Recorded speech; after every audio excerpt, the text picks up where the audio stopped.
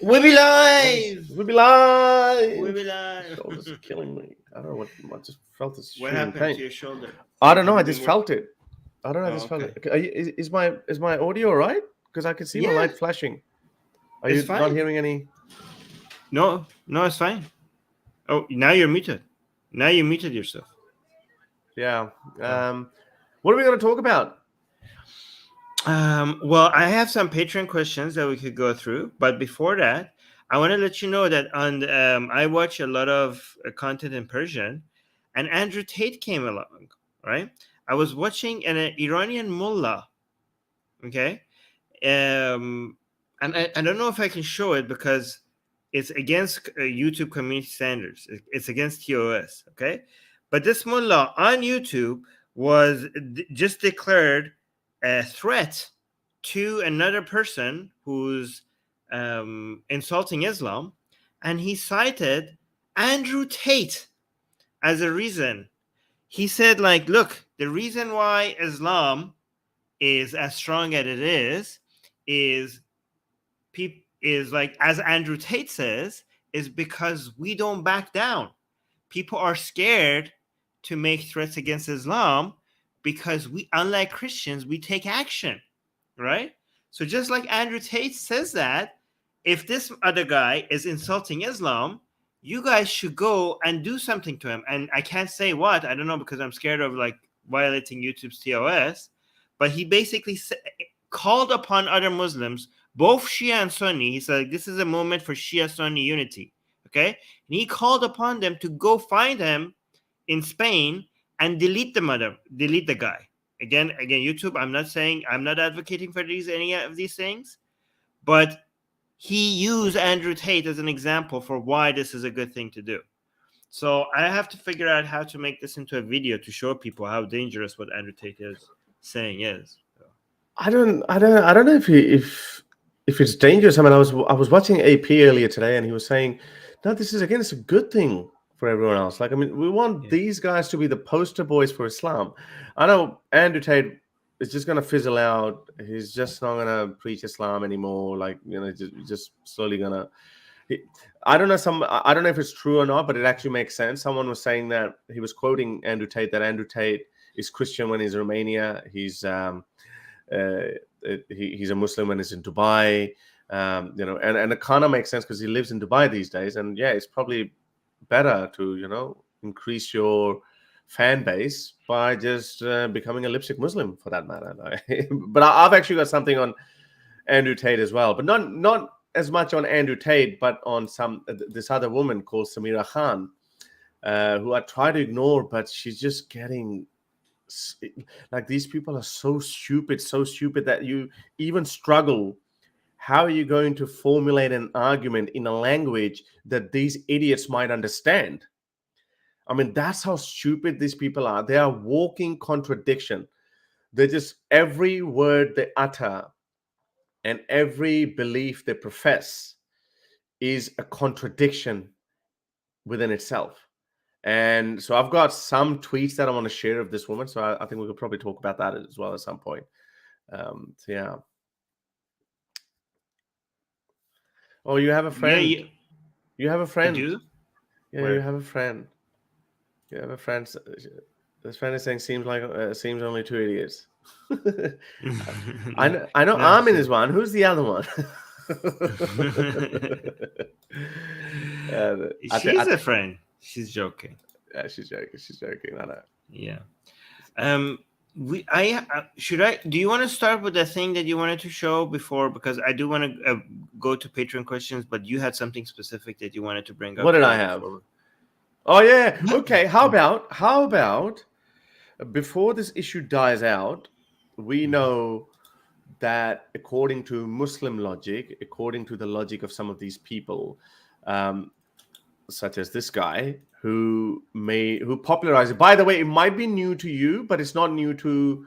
Actually, it might not be new to you either, because you are quite well versed with the Indian and Pakistani domain, like what's happening in there. So, for example, every time India plays Pakistan in a cricket match, Pakistanis always start pumping the chest that Allah is going to win, and when Pakistan does end up beating India, they say Islam has won. So this is not new in the Indian Pakistani domain, and I've been saying it for the last couple of years, and I'm happy that a lot of Indians have started trolling Pakistanis back that ha ha ha, when India defeats Pakistan, then they say ha ha, so Islam has lost today. I even created one meme of Sheikh Rashid, the Interior Minister of Pakistan at the time, who said that this is today Islam has won by Pakistan defeating India. So, but in the football world, this is something new, and you might have seen that. And this is only one such tweet. So basically, what you're saying is that if Muslims claim that Islam has won when an Islamic team wins, then by the same logic, if a country that is Islamic loses, you are claiming that Islam has lost. Yes. But Muslims usually would never say Islam has lost because Allah never loses. But exactly. You can't have it one way. Yeah, exactly. That's exactly what it is. So, for example, this guy, I don't know if you're familiar with this clown, the Khalid Bedoan. I don't know who he is. He's apparently some sort of a lawyer or something. So let's make a bet. If Morocco beats you in the World Cup semi-final tomorrow, you have 1, revoke the hijab ban and cease all Islamophobia. What do you say, Macron? Signed. 2 billion Moroccan fans. 2 billion. Look at this. All of a sudden, they became just one particular ummah. They don't care about any of their allegiances, like whether you're a French Moroccan. What about the other way? Like what is the? He's not even offering anything in return. Yeah. Well, you can't. Okay, this Khaled, you're an idiot because usually when you make a deal with somebody, you offer something. When you make a bet with somebody, if you win, you get something, and if they win, they get something. What kind of a bet is this? And how? And also, I would be offended if I was a Moroccan fan because I was like, okay, who the hell made you the official representative of all of us? Like, who elected you? Like, just find 2 billion Moroccans. What the hell? But you can't. No, but you can't really blame him. Like even Yasir Qadhi commented on it. Even Mohammed Hijab got in on this whole hype of Moroccans defeating and advancing through the World Cup. Like everyone got in on it. Even these religious people, Mufti Menk, everyone got in on it. Pakistani Prime Minister. By the way, their requests are idiotic. First of all, there is no hijab ban in France. Okay. Yeah. I've been to France. There's a lot of women with a hijab all over France. So shut the hell up with the first one. So that's like, okay. And also, sees all that Islamophobia. Okay, so Islamophobia is obviously a nonsensical term. Also, French. Are you talking about the French government or the French people? Because every country will have both people. By Islamophobia, I don't know. Well, he's addressing Macron, so let's just say French government. Okay, well, Macron hasn't done anything that is either Islamophobia or anti-Muslim bigotry, or even as anti-Islam, unfortunately. So, yeah. Well, him displaying cartoons of Muhammad could be anti. No, that's not. That is defending free speech. Did Macron himself put any cartoons against Muhammad? No, but he's the representative of the government. Though it was his decision. But he takes responsibility for it. Did the government put cartoons of Muhammad? Yeah. They just allowed it on the building. No. They actually pasted it. So when Samuel Paty died, I'm actually shocked you didn't know about this. So when Samuel Paty died, the government of France decided to put Charlie Hebdo cartoons on the government building, so they projected them. Yeah, that's what I said, on the government building. Yeah, but government itself did it. Okay, but they did not draw that cartoon. It's not like they they were commemorating. Yeah, but they became a party. Actually, no, but okay, but they became I don't think. But anyway, but I don't see that as Islamophobia either. I'm just saying like. Yeah.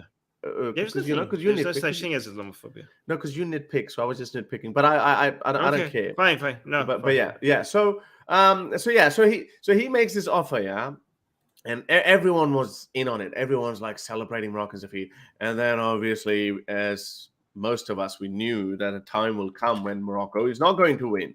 So people started trolling. Wait. So here's the thing. So now they officially recognize the Islamophobia of France as legit because you said so. You're saying if they win, Morocco wins, they have to end the Islamophobia. So now, even though like I don't think they did any Islamophobia because that's a meaningless word, given your But own now we are condition, allowed to do it. you have the stamp of approval. Thank you. Like all the Moroccan fans, basically based on this tweet, have now put their stamp of approval of the government of on Islamophobia. Thank you so much. Let's go ahead. Full force with Islamophobia. We have Khalid's blessing. We have Khalid's blessing for it. Thank you. Okay, we can be Islamophobic now, and we can now. This so-called ban on hijab is okay because Morocco didn't beat France. So not only just that, he let me show you. So people started trolling these guys, and yours truly was obviously having the time of his life as well.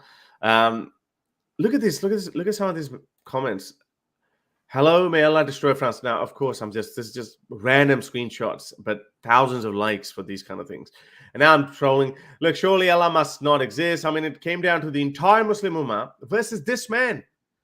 He is the most hated man, and still Allah didn't come down and I mean, it would have been an amazing miracle. It would have been an amazing show of support for Muslims if Allah made the Moroccan team win against France, right? Like, this was the moment for Allah to make it show to Muslims that He has their back. But like, apparently, that was not a good time for him. I don't know. But even if Morocco had to go, okay, maybe there was some. I actually spoke to a couple of Muslims and they were laughing. They were saying, no, maybe there's a blessing in disguise because Muslims were getting out of hand in arrogance. So it's probably best that Morocco lose. Otherwise, we would have been very arrogant, and Allah does not like arrogant people. But I don't know. It's just circular reasoning. Look at this. Look at this serious Muslim page. All of us today, we're just praying for Morocco. But I was waiting for this. Look at this. Someone had to do this. If you're going to turn Morocco about Islam versus infidels... Okay, guys, wait. That could be Facebook. YouTube. We're just showing other people's memes. We are against any form of violence. We do not endorse anything that these memes might be showing. Okay, be careful with what you show because YouTube is crazy these days. Okay, but YouTube might be crazy these days. Yeah, but this is not violence. We are anti-violence. This is an anti-violence channel. Okay, we do not endorse any of this. It is. But speaking of what happened later on, obviously Morocco lost to France, as we all know, and this is where it gets problematic, Armin. This is why it's difficult to control your emotions. Like I was reading, Belgium has arrested nearly 100 Moroccan protesters. On their way to semi-final. Morocco did beat Belgium, and they were Moroccan Belgians were rioting in the streets, and I made that video about that. That's what it was about. But how look at this? This riot, like they're complaining to what? So like, who are they? First, they were celebrating. So this is football hooliganism. So it could be translated into that. But so now they're celebrating the win over whatever. So they're supporting the team, and then at some point it escalates. So but if we lose, we angry, we smash, and if we win, we happy, we smash. Exactly, they're all Incredible Hulks. so this is what they've been doing, and this is what's been happening. It's so heartbreaking. These are some clips from the streets of Paris, and some Moroccan fans going crazy, celebrating. This has, done a lot of rounds on social media.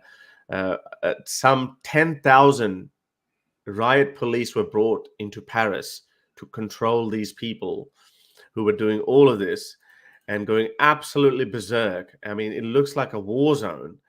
And there was one video. Maybe I should play this. Who this is hurting the most? Muslims.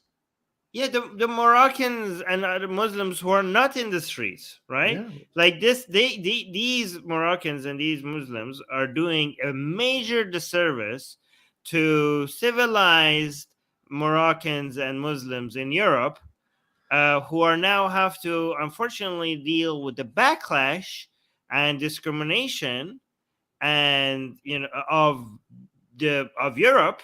This is basically fuel for right-leaning bigots as a way to spread more hate towards individual Muslims and Middle Easterners and North Africans in Europe. So good job. You're just making Europe a much more horrible place to live for your fellow Muslims. Like, this is what I'm telling you. These people are so harmful to other Muslims. More than Europeans, because I really think that the destruction or the chaos that they're causing, the effects of that for other Europeans is just like one night, right? Like, oh my God, that was bad, and they will fix it. It's not that big of a cost. The main cost is to other Muslims in Europe. That's who are going to suffer, the people who are going to suffer the most from this. Yeah, but I mean, where does it go? So what these idiots don't understand, that obviously this is going to beget hate. Like more people are going to be like, there is a great time for introspection. Of course, I'm not justifying it, but it is a time to introspect. That why is it that everyone gets so worked up with one particular religion? And obviously, it's the ideology. I always blame the ideology, and because it's the ideology that poisons people to whatever actions they end up doing. So if any non-Muslim, I mean, it could be black or Asian or Indian, French or white French people, they look at it. I mean, of course, they're going to wonder, they're going to ask themselves, who are these people? What are they doing? Why are they doing this?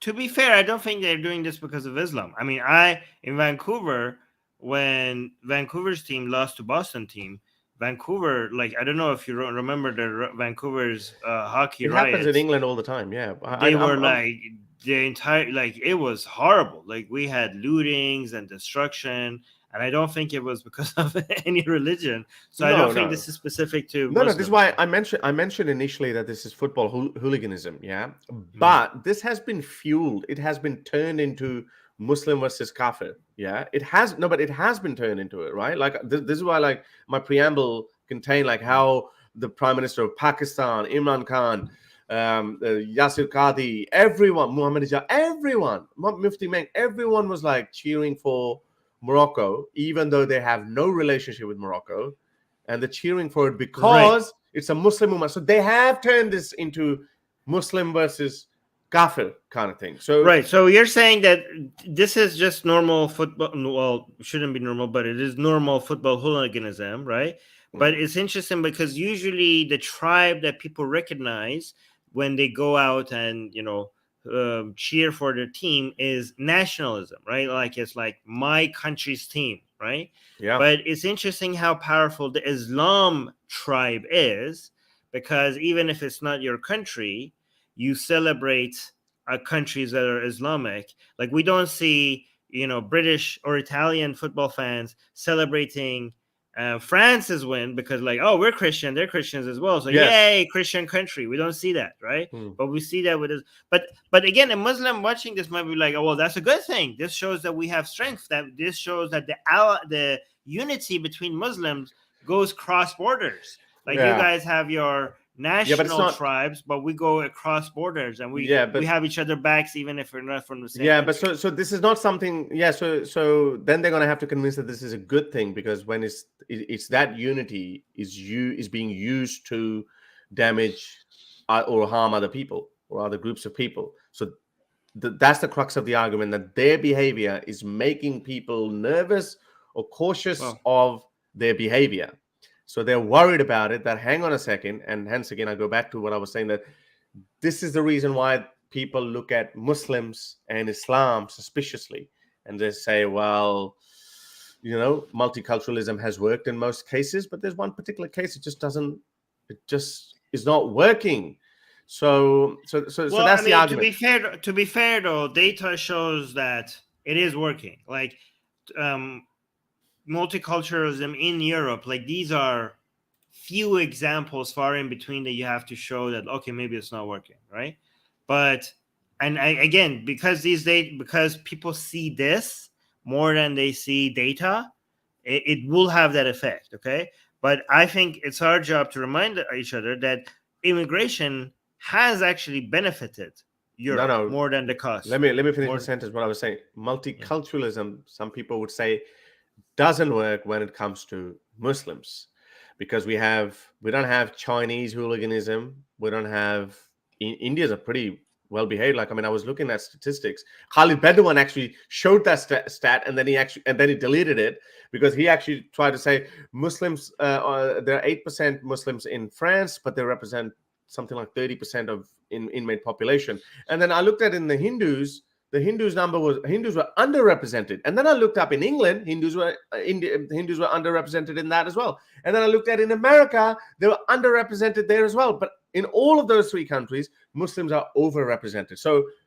so that's the point. I'm saying there are obviously ins and outs and the little details here and there. But with Muslims, there is a reason that why a lot of people are jumpy about one particular group. Now, of course, it shouldn't be like that, because we know holistically not every Muslim is like that. There's a poor hijabi girl who probably cussing these guys for their behavior, and she doesn't want to be a victim of hate crime because of these hooligans. So I understand that. This is what that part is important. But it's the responsibility of these idiots. For example, the idiot that I'm about to show you. Look at this. Wait. I need to respond to that. Okay. Okay. Sure. So when you were talking about multiculturalism working or not working, I think we are referring to three different things, usually, and we have to separate them from each other. Okay. When it comes to culture, we're talking about two different things. Okay. We're talking about rituals and values. And then multiculturalism, people sometimes also use it to refer to just immigration, even though these are the same different things. That's what people sometimes are using it as, right? So we have three different things when we're talking about multiculturalism. The coming in of new values, coming in of new tradition, rituals, and coming in of new immigrants, right? When it comes to immigration, I think opening immigration to Europe has benefited Europe, whether it's from China, Japan, Syria, or any other Islamic country. Okay, economically, it has massively benefited Europe, far outweighs any of the costs that people associate with criminality. In fact, if you look at data, criminal behavior among immigrants, on average, is not higher than Europeans themselves, right? So. Whoa. Yeah. Sorry, hang on. So criminal behavior amongst immigrants is not higher. What study is this? Like, have you looked at some? I've looked into studies that will contradict that. There are, for example, the infamous Sweden one. I don't know if you're familiar with that. I'll have to find that one. I'm talking about all of Europe. Maybe if you focus on certain countries, maybe you're okay. So the thing is that is it pre 2011? Because there's a wave of. Here's the thing: if you focus on refugees, okay, you might get higher criminality. But if you focus on all of immigration, because the immigrants that even from Islamic countries that are not refugees, they usually are from upper class. People that were able to get visas and were educated or came into work here, so they usually have even lower criminality than the people that live there, right? So depends on what kind of immigrants, because sometimes when I say immigrants, people only think of refugees, but when you look at immigrants, we're talking about all immigrants, skilled migrations. Skilled migration. Even for skilled migration from Islamic countries, actually their criminal behavior is less than the average Europeans, right? So maybe if you focus only on refugees, it would be higher, right? But that has a lot to do with poverty also, that affects criminality as well. But okay, but when it comes to culture that is not about values, like we're talking about dance, food, clothing, art, that sort of multiculturalism enriches a country. The more multiculturalism of that type you have, it benefits a country everywhere. Okay, this is how cultures around the world become more enriched. Okay, but culture, if you're talking about values, okay, we have superior values and we have inferior values, and inferior values need to be crushed. Okay, so if you are bringing, I don't know, Syrian food, Egyptian clothing or art, that should be welcome. There should be no barrier to that, right? But if you're bringing homophobia, okay, that should be crushed. If you're bringing wife beating, that should be crushed. So culture has two different meanings, and I wish there were two different words for this.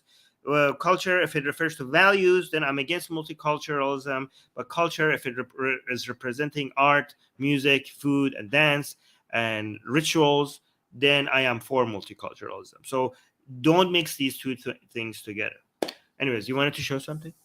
Right. No, I wasn't mixing that. I was aware of that, but no, I didn't say yo. Yeah, I know. You in general. And I'm telling the audience that he didn't mean me. Okay. All yes, right. yes, so have a look at this one. So this is another video that came out. It's a bit worrying. So there's a guy who is driving a French, who's driving in his sedan. You need to scroll up. Oh yeah. Okay. No, go ahead.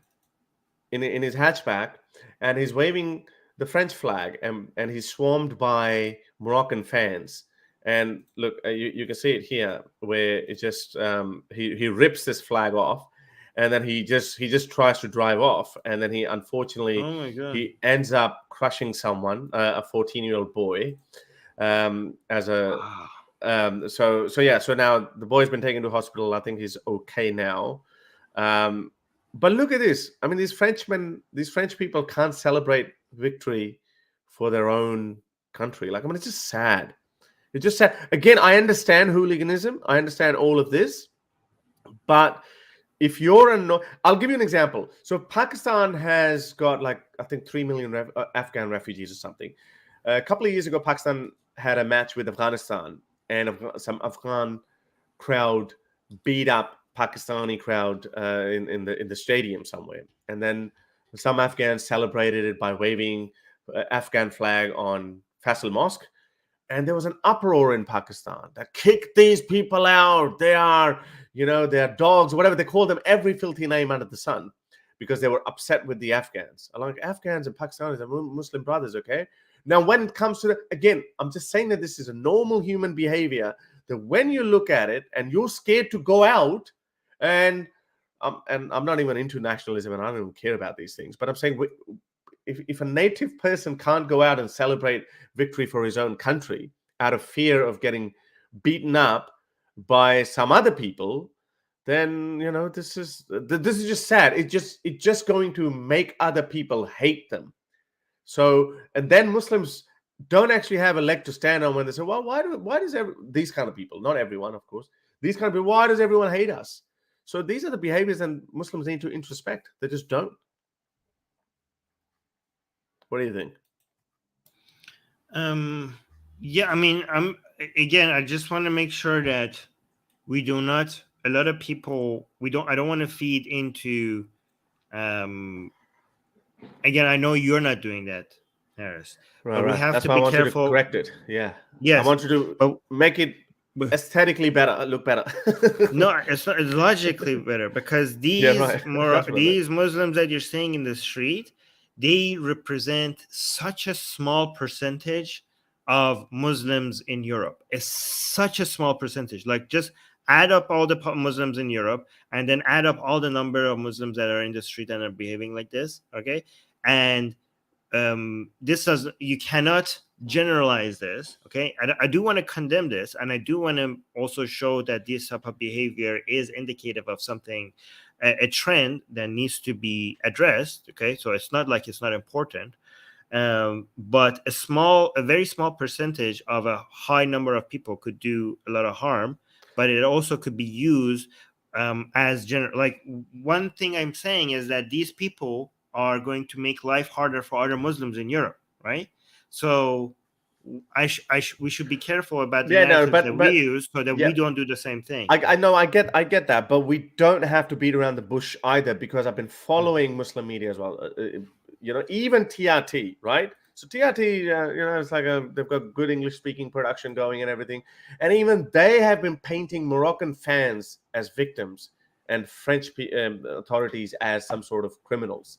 Morocco fans face racist abuse in France after World Cup semi-final loss. You need to tell me you need to wait for me to put it up. Yeah, okay, go on. Yeah, there. So here, Morocco fans face racist abuse in France after World Cup semi-final. I've been looking at the, like. Well, maybe they have. I mean, I haven't looked into this. Maybe they have. But my point, but again, so can't you see that one side is picking one side of the narrative, and Right. they're totally ignoring the other side? What the clips that I showed you, I could not see any reference to that anywhere on TRT. Even apparently in Spain as well, they were saying that, and there was one video, one policewoman was brutally manhandling a woman, a hijabi woman. Okay, obviously this is a riot situation and everything, and then, yeah, fair enough. But they only focus on that, but they didn't focus on Moroccan rioters. So Turkish people are not Moroccan, so why are they not painting a fairer picture? So when you say that there is a small percentage, yes, a small percentage are out on the streets, but majority of people do sympathize with them. I actually held a couple of spaces, and I was talking about I talk about Pakistani minority with Pakistani, on Twitter spaces and everything. And then they were giving this as a reference that, hey, look, in France, people are just scared to even celebrate the victory of Morocco. I was like, what the hell? What news are you reading?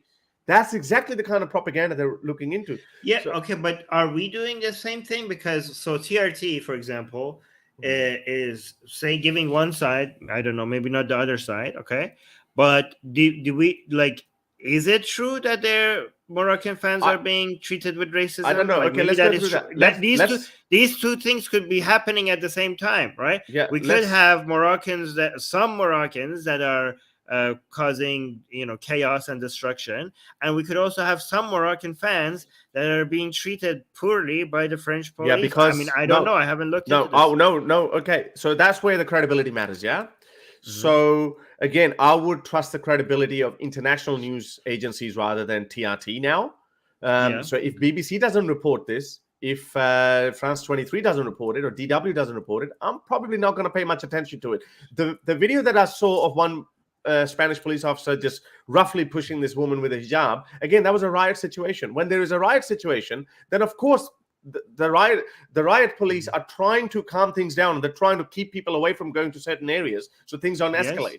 So that's what happens. Yes. So taking that out of equation and say, hey, look at the. Well, I mean, I'm not saying. Yeah, I know what you're saying, but but no, I am not guilty of the same thing, because this is what I said. I am going to put, again, the credibility of news outlets matter. So TRT has really exposed itself. So look at this. More than 120 people were arrested for what lawmakers denounced as racist violence in Paris and other French cities after France's World Cup semi-final win over Morocco. Some 10,000 police officers were mobilized overnight. You'll get this. You'll get what they meant by that. Some 10,000 police officers were mobilized overnight across France over fears of possible riots, including 5,000 for Paris and the surrounding area alone.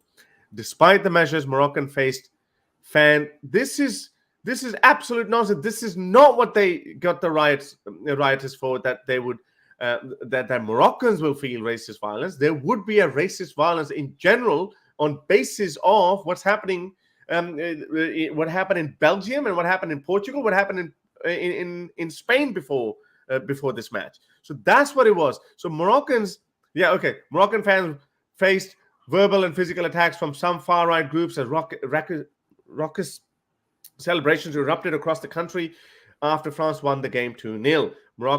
Morocco made history by joining the United States, South Korea, blah, blah, blah, blah, blah. So, these people were arrested. 100 people have been arrested in Belgium as well, mostly Moroccan of Moroccan ethnicity. So, there you go. 40 far-right suspects trying to reach Champalice. I don't know how to say it, but we know. I think you've been there. No, we didn't go there. Did we go there? No, we went to Germany. Mm-hmm. The capital's busiest spot packed with football fans. So there were 40 people. Obviously, there were clashes, and 115 people. So look at this. So they're putting, obviously, 115 minus 40. What's that? 60, 75? Would have been Moroccan, but look at the headline. This is a misleading headline. Does it provide any reason for why this was racist below? No. When they decided to have 10,000 below. Oh yeah. When they decided to have 10,000 police officers, so that was the pretext they used, that there could be racist violence, like clash. Okay, so it doesn't provide any reason for why it was racist. Well, no, but TRT can't be blamed for that, because that was actually a term used by the actual French themselves as a pretext to install 10,000 police officers. So TRT can't be blamed for that. But my point is they are using that. No, but they're using that as saying that as though Moroccans were only racially abused. Morocco fans face racist abuse. Okay, but they were okay. So, but it is accurate. Okay, so even if TRT is one-sided, okay, we agree that Moroccan fans were facing racist abuse. I mean, we had 44. These are clashes. No. These are clashes. So the French people have come out, Moroccans have come out, they're rioting, and this is what's happening. No, but if you have far-right people in the middle of these clashes, you could be almost guaranteed to have some racist attacks on Moroccans. But look, you could almost expect them to be there when you know that they're going to be Moroccans out there rioting or whatever, and we're going to go out. We're going to go out. I know I would expect it, but it will still be racist against Moroccans. So Moroccans would be racist too in that case. I didn't say if Moroccans are racist. Don't be defensive. Don't take it as an attack on you. I'm just saying that they are both racist in that case. Yeah. Morocco. Okay, sure, but it is accurate to say that Moroccan fans were facing racist abuse. No, it's not accurate. It's not accurate if you're not going to include. No, it's not. If you're not going to include one-sided French. So it's not accurate then. No, a term could be accurate but one-sided. No. I mean, come on, man. Sure. That just doesn't make any sense. No, a sentence could be accurate and one-sided. That is like fundamentally accuracy would be the opposite of painting a true picture. No. Okay, so let's do an experiment. You punch me, I punch you, yeah? Mm-hmm. And a news report and social media say Haris got punched in the face by Armin Navabi. Now, Haris is painted as a victim. You would say that is accurate but one-sided. That's what people will say. I don't. That is accurate, but it's unfair. No, accurate would imply that this is a true reflection of what happened. Mm. That's what people would see it as. Come on, but can we? Okay, so I get it. Okay, let's not get caught up in that. But can we agree that this was a bad article, even though in the detail it said 114 people arrested, 40 of them were far right wingers. You know, like that 60, 70. And the videos that I showed you earlier, these were war zones. And BBC has reported it, DW has reported it. If there is a real racist movement going on, I mean, obviously there are far right activists in every country, but if there was this real racist there was a real racist attack, you'd think BBC would have covered it. They would have mentioned it. BBC, Channel 9, Channel 7, DW, they all have been talking about riots by Moroccan fans. So anyway. Right. So so for the sake of not being like TRT, okay, and not showing just the side that some Moroccans came into the street or some Muslims came into the street and caused damage, we have to be better than TRT, okay? We have to also mention that not all, this is a small minority of Muslims in Europe, one. We also have to say that Moroccans face abuse and discrimination and racism from far right people, so that we're not like TRT. So we actually show both sides. Yeah, well, it's a given. There would have been some people. But if it's a given, but if it's a given, we should still have to say it. Oh yeah, of course. Because if we don't say it because it's a given, then we become like that. Could say the TRT would be like, well, I didn't say that because that was a given. No. I'm not using that as an excuse to omit that information. I'm saying that it is a given. I would accept that in a heartbeat, that these racist people, these far right-wing people would be out there. They would be looking for that. It actually works in their favor. They want these people to behave that way. So Who wants this?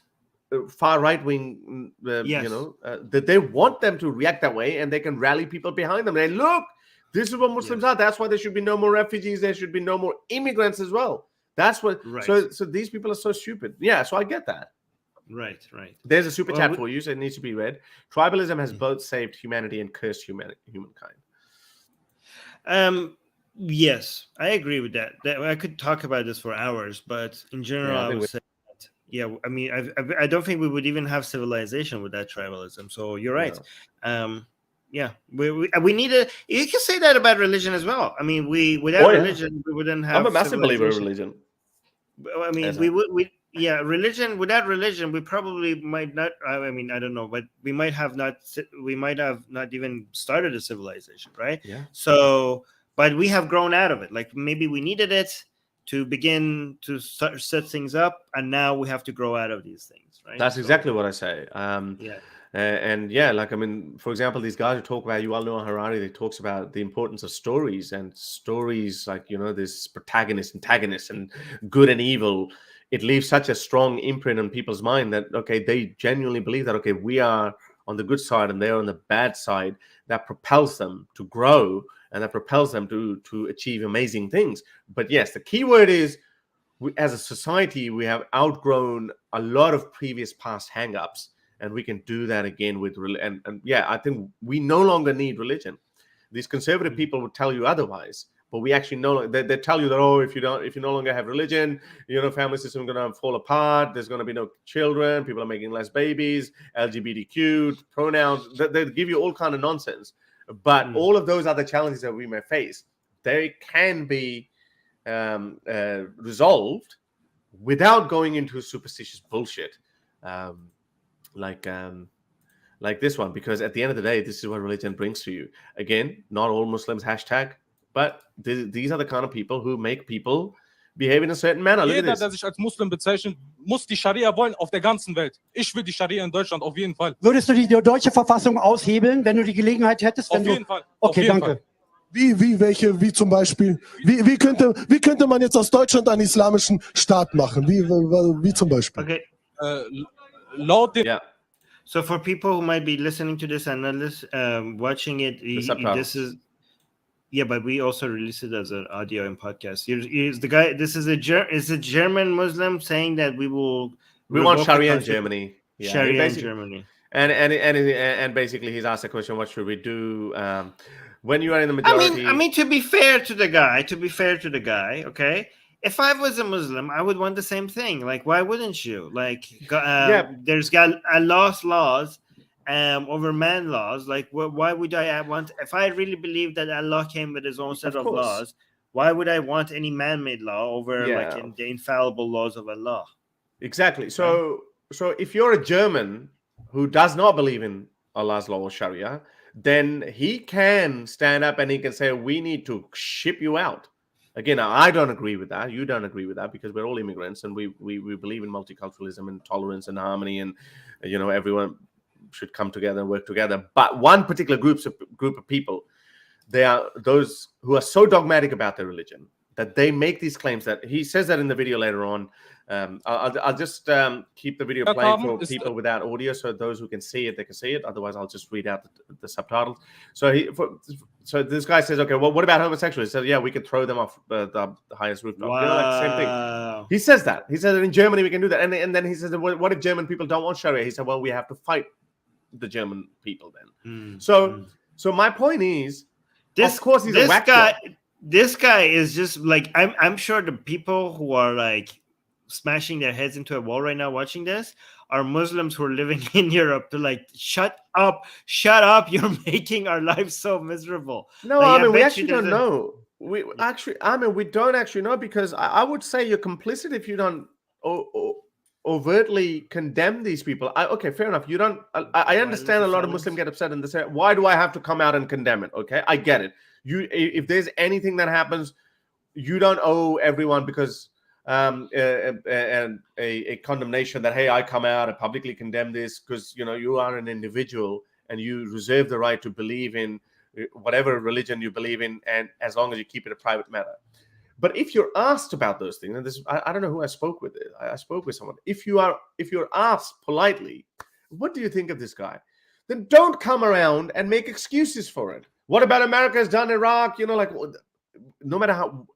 Again, I'm just giving an anecdotal experience, but I think there is some sort of responsibility. You and I, what's your channel? What's your biggest platform? Atheist Republic, yeah? Somehow we talk about atheism. We say, ask atheists. Okay, we are activists. But even if we're not, if we every Muslim would say that he or she feels very strongly about his or her religion. The sanctity of religion matters. The sacredness of the character of the Holy Prophet matters to them.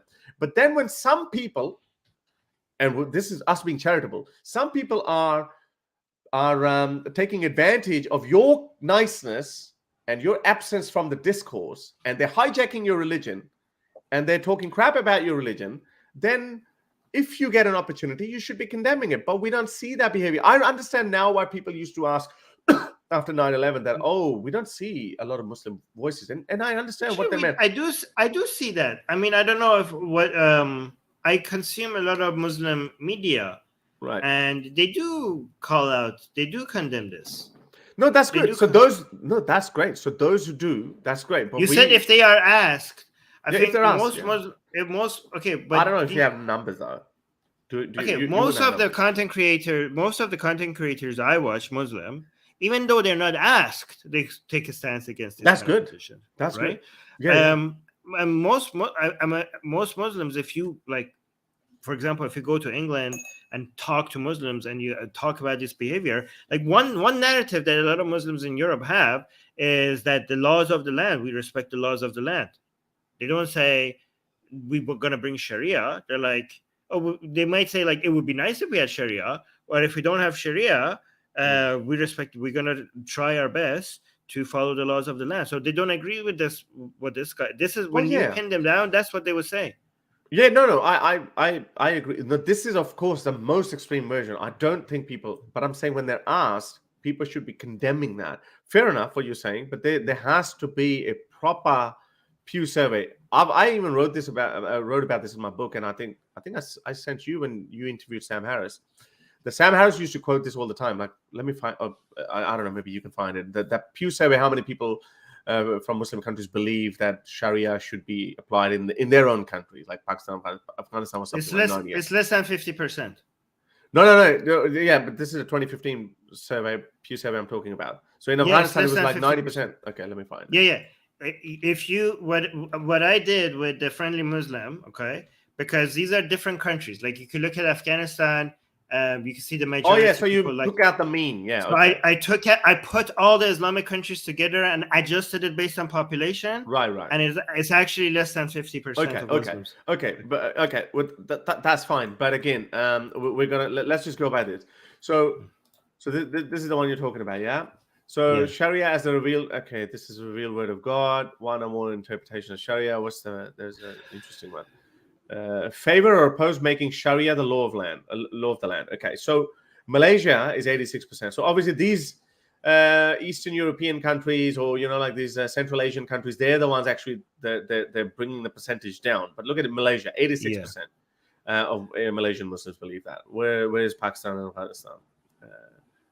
Pakistan, 84%. 99% of Afghans. What year Sharia. is this? This is 2015, right? Right. So can you bring? Here's an interesting thing.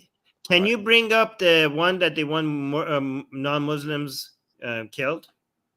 Sorry, where the one what? There's in the same poll there has a section that says whether they think the capital punishment for people who leave religion, they believe in that or not. Oh, apostasy one. Should Sharia be applied to both Muslims and non-Muslims? No. Should religious judges decide family or property disputes? Screw that. No. Do you favor corporal punishments for crimes such as theft? Okay, so for theft, 88% of Pakistani believe. No, that's not the one that. I know, but this is an interesting one. I just want to show that one. 88% of Pakistanis believe that their hands should be chopped off. 81%. So Indonesia is 45. Indonesia is the most populated Muslim country. So here's an interesting thing. Like, look at this. No, actually, stoning. 89% of Pakistanis believe stone. 85. So Indians actually were using that, and I did not have a decent rebuttal for that. So when this video came out of some women being whipped, some men and women being whipped in Afghanistan, so a lot of Indians started quoting this particular survey, and they said, well, and this is obviously was done when the Afghan democratic government was in place, so Taliban were kicked out at that time. But at that time, people were still romanticizing and wanting Sharia back. So now they've got the Sharia. So does that mean, are they happy, or at least 85% of the Afghans are happy? But here's an interesting thing. if you look at Yeah. if you look at it, it's also proportional to poverty. Oh, You yeah, know, of for course. Yeah, example, yeah. Oh, in yeah. Indonesia, which is also an Islamic country, it's a lot less. Oh, yeah, death penalty for leaving Islam, right? Yeah, 79 So- to 76. Yeah. So here's an interesting thing if you look at, right? Indonesia, which is the most populated Islamic, biggest Islamic country in the world with the highest number of Muslims, right? Mm. The number for that is 18%. Okay. Mm. But if you looked at this Indonesia, if you ask them if they want Sharia, okay, the number was like above 70%. Exactly. So That was my point. So I mean, Indonesians, they say, "Do you want Sharia?" They're like, "Yeah, we want Sharia." Yeah, Okay. yeah, But if you yeah. ask them, "Do you want to kill apostates for leaving Islam?" They say no. The vast majority of them say no. Okay. Okay, So, so their understanding of Sharia is kind of skewed. I mean, you got this point from me. You probably don't even remember that. When you this is I sent it to you and Ali Rizvi when you guys were interviewing Sam Harris, because I wanted you guys to show that. So even though these Muslims think that they are pro Sharia because they feel compelled to respect Sharia because it's the law of Allah, so we have to say, we have to say Sharia because it's God's law. But so, do you want a woman to be stoned to death? No. I wrote this in my book like 5 years ago. And I said, so people think that they like Sharia, but they actually don't. So when we say 99% of Afghans actually want Sharia, well, in case of Afghanistan, it does drop to 85, not significantly, but it still drops a little bit. But I reckon if they're actually shown the video or any video of a woman getting stoned to death, then they would all say, "Nah, I don't think so. No, you need to have 4 witnesses." So that gives me a lot of hope. That gives me a lot of hope. I'll tell you what. If you look at any video of a woman getting stoned to death or some man getting stoned to death, underneath you see Muslim comments, people saying, "No, this is not real Islam." Yes, and then someone would correct them. No, Islam does say an adulterer should be punished. No, but you need to have 4 witnesses. No, back in those days, no. The real purpose of that was to discourage people from doing this. But if they're not doing this, Muslims will come up with all kinds of excuses to somehow get out of that particular Sharia law that is barbaric and brutal and that you've showed to them. So I get that the majority of Muslims, because at the end of the day, they're all people, like majority, everyone is busy with, okay, I need to go to work. I need to, bring home the bacon. Okay, not every Muslim says that, or any Muslim says that, But yeah, but they still need to condemn it. It gets problematic when people start defending it. Okay, I think Armin has gone somewhere for a mini break. There was one more thing that I wanted to show in the same. I'm back. Video. Just, okay, you're just back. washroom So, break. oh wow, that was quick. Did you wash your hands? Yes. That quickly? Yes. Superman. Okay, I've got only one thing to cover, and that involves Sameera Khan and Andrew Tate. So yeah, let's take some patron questions so we don't run over. Okay, patron questions. Okay, let's go patron question. D is asking, patron question from D. Oh, D finally. D asked something. Yes. Putin claimed that Russians and Ukrainians are one people and his war is defensive. How has that changed in light of targeting utilities like heat, electricity, and water for civilians? Well, I mean, the guy was full of himself from the beginning. Like this is more about Putin and his legacy, I think, and his ego and proving like this, losing this war. I don't think it's about, like, maybe he had convinced himself that this is about making Russia great and bringing Russian people and Ukraine that is part of Russia together and stuff, that like all that legacy and we're at the side of light and we're fighting the forces of darkness and all that. But I think at the end of the day, this is about him, his identity being so attached to Russia's power that it's about him having a meaning and saving face around the world. Like, he has been humiliated and humbled to such a degree that it's embarrassing. I sometimes feel third-degree embarrassment from him just watching how much he's being ridiculed and embarrassed all around the world. And I just think like before he dies, more than anything, he wants to see this war turn around. It doesn't really matter about what he said his intentions were at the beginning. He just has to prove to the world that he didn't make a mistake, that this war was not a mistake, and he's the winner. So he's going to do whatever at all costs necessary. He's going to try to turn it around, even if it means like crushing and destroying the people who he claimed to be trying to save. Well, what do you think? Yeah, absolutely. I agree. He was full of himself. He's a liar. He's a he thought that he's just going to walk in. They played these videos leading up to this war that, oh, if we want to take Ukraine, we'll take Ukraine in a matter of weeks, if not days. So there was so much war hysteria, and then he kept telling the world, no, we have no intention of going in, and he went in, and then he was humbled. His forces were killed in huge numbers. He had to mobilize a lot of 300,000 people, and then he might have to do it again.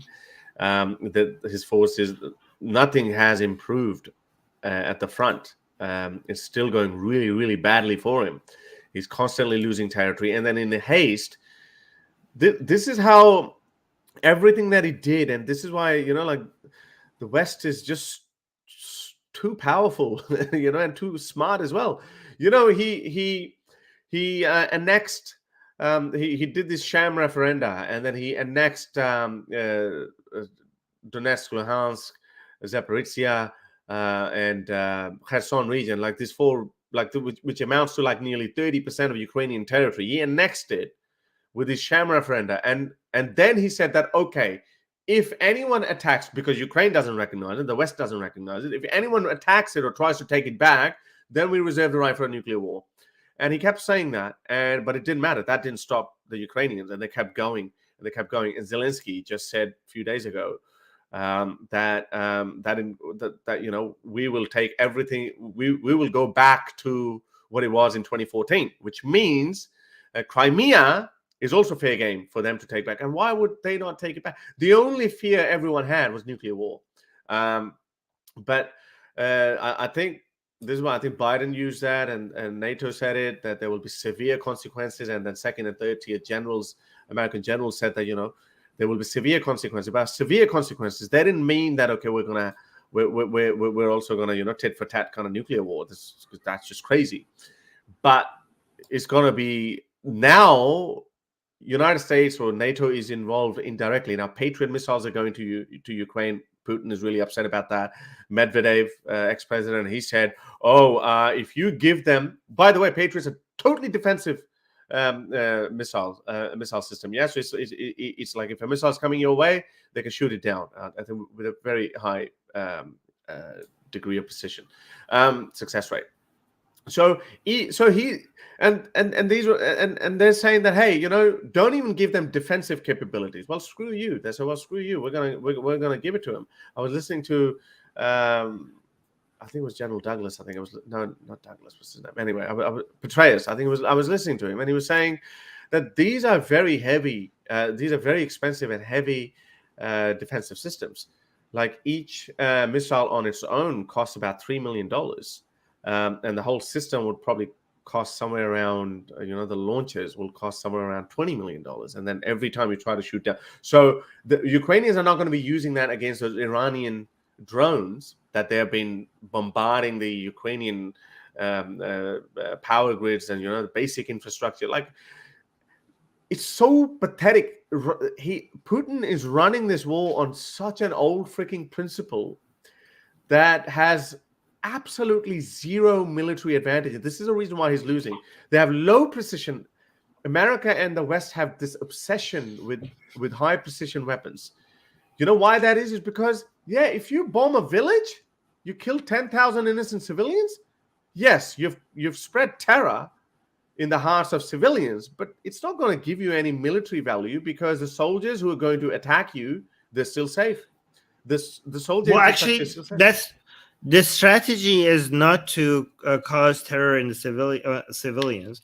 The strategy when you attack civilian infrastructure is to make the people, the civilians, so tired of the war that they will go to the politicians And say, don't fight. and they say, like, can we negotiate and do peace? Okay. However, historically, I saw and again, this goes back to Dee's question. Okay, Dee saying, have his actions hurt his propaganda? Though that's exactly the point, because Putin keeps claiming that he's a student of history and he knows his history inside and out. Like, he's so obsessive about how much is important to understand history and realize trends and learn from history. That's Putin's constant reminder to us about how important this is, right? And it seems like he hasn't learned anything from history, because analysis shows that when throughout the history, every time an enemy tried to get the people to talk to the politicians by destroying civilian infrastructure, it has had the opposite. It has had the opposite effect. Like, the opinions of the people switched more towards, we need to crush this enemy, that we stand united with our government against this evil that is destroying our lives. So it didn't actually divide the people from the government against the war. It actually made people unite with their government more when it comes to crushing this enemy that is fighting them. So when it comes to the propaganda, because Putin had this delusion that Ukrainians will welcome Russians when they come as their liberators, right? And he's somebody who constantly reminds the world about United States attacking Iraq, and how big of a disaster that came into being, right? And also about their own history with Afghanistan. But he apparently doesn't see that opinions in Iraq are very much anti-American because of all the damage to the civilians that the United States has caused when it came to the occupation and also to the sanctions before it. So that division between Americans and Iraqis has made it very difficult for the United States to have a constructive impact in Iraq after that history. So given that Putin's aim was, even if Putin one day had a chance to convince Ukrainians that we are the same people, you have no chance anymore. After what you have done in Ukraine, you have no chance anymore. So even by some miracle, if you actually manage to defeat Ukraine and conquer Ukraine, you are not going to be able to keep Ukraine anymore, because you are the devil in Ukrainian eyes. In their eyes, yeah. So that's not going to be, you're not going to be able to force them to mix with each other, because you had that chance at some point. There was a time where Ukrainians and Russians saw themselves as the same people. But you who had that dream with this war, you have had completely made that the division permanent. But yeah, so that's what his. By the way, we got 2 super chats. I don't know. This guy is very kind. He went to your channel and he gave you a super chat, and then he came over to my channel and he also gave the same super chat. Well, thank you. Finally, I got a super chat. Thank you, George. That's very Asmussen. Sorry, I hope I'm not saying Jorg Asmussen. Jorg. Very strong Nordic name. Sounds like it. Yes. Yeah. Danish name. Yeah, but, right. Okay. Yeah. Thank you very much. So this is what I meant by that, and yeah, it's not going to go down well for him. So this war is going to end very badly for Putin. That remains to be seen, that how it's going to end for him. He, as you said, it is about his legacy. There's still propaganda. There's Ramzan Kadyrov and this Pleshokin guy, the guy of Wagner Group's leader, who's known as Putin's chef. They're very hawkish. They're like, yeah, up the ante. You've got nothing. You've only got, the only thing you've got is nukes, but that's it. That's a suicide. So you can't win a war by committing a suicide. So it's just, there's no way out. There's no way out. So I feel bad. Like, I did the stream pretty much straight away when this war happened on my Urdu channel as well. And a lot of Indians were supporting Putin just because India chose to stay neutral, but everyone knew that India's kind of like, they have a soft spot for Russia because they feel that Russia helped them out through the 70s and 60s and 50s. So, which is fair enough. Like, as a state, I can understand. As an Indian state, I can understand that, okay, we're not going to go fully on the Western camp.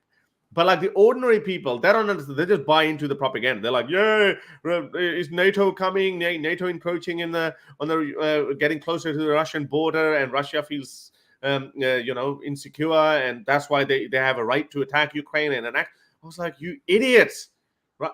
But although we were all wrong, we were all wrong about one thing: we did not know how useless Russian army is. I mean, half their the thousands of tanks were destroyed and captured. There are some really, they're not funny, but there are very hilarious videos, but not in a funny way, not laughing way, but it's like mind-boggling. There are Russian soldiers running, hiding, and Ukrainians are pinpointing them, and I feel so bad for those poor Russian soldiers. I really feel bad for them. You have a meme about tanks, though. Do you want to share that? Oh yeah, okay. Well, that one, yeah. I think it's a different story, so we'll talk about that one as well. Like, yeah, they're idiots. Yeah, that's the girl chick we're going to talk about, Sameera Khan. Look at this. This is how they were going on. Like, oh, Russian tanks, manly, alpha male. U.S. tanks, they them. By the way, she's American, Pakistani American. I just don't understand. What is your thought about that? That why do these modern incel or these conservative-leaning people who who take full advantage of the liberal West, that they're so conservative?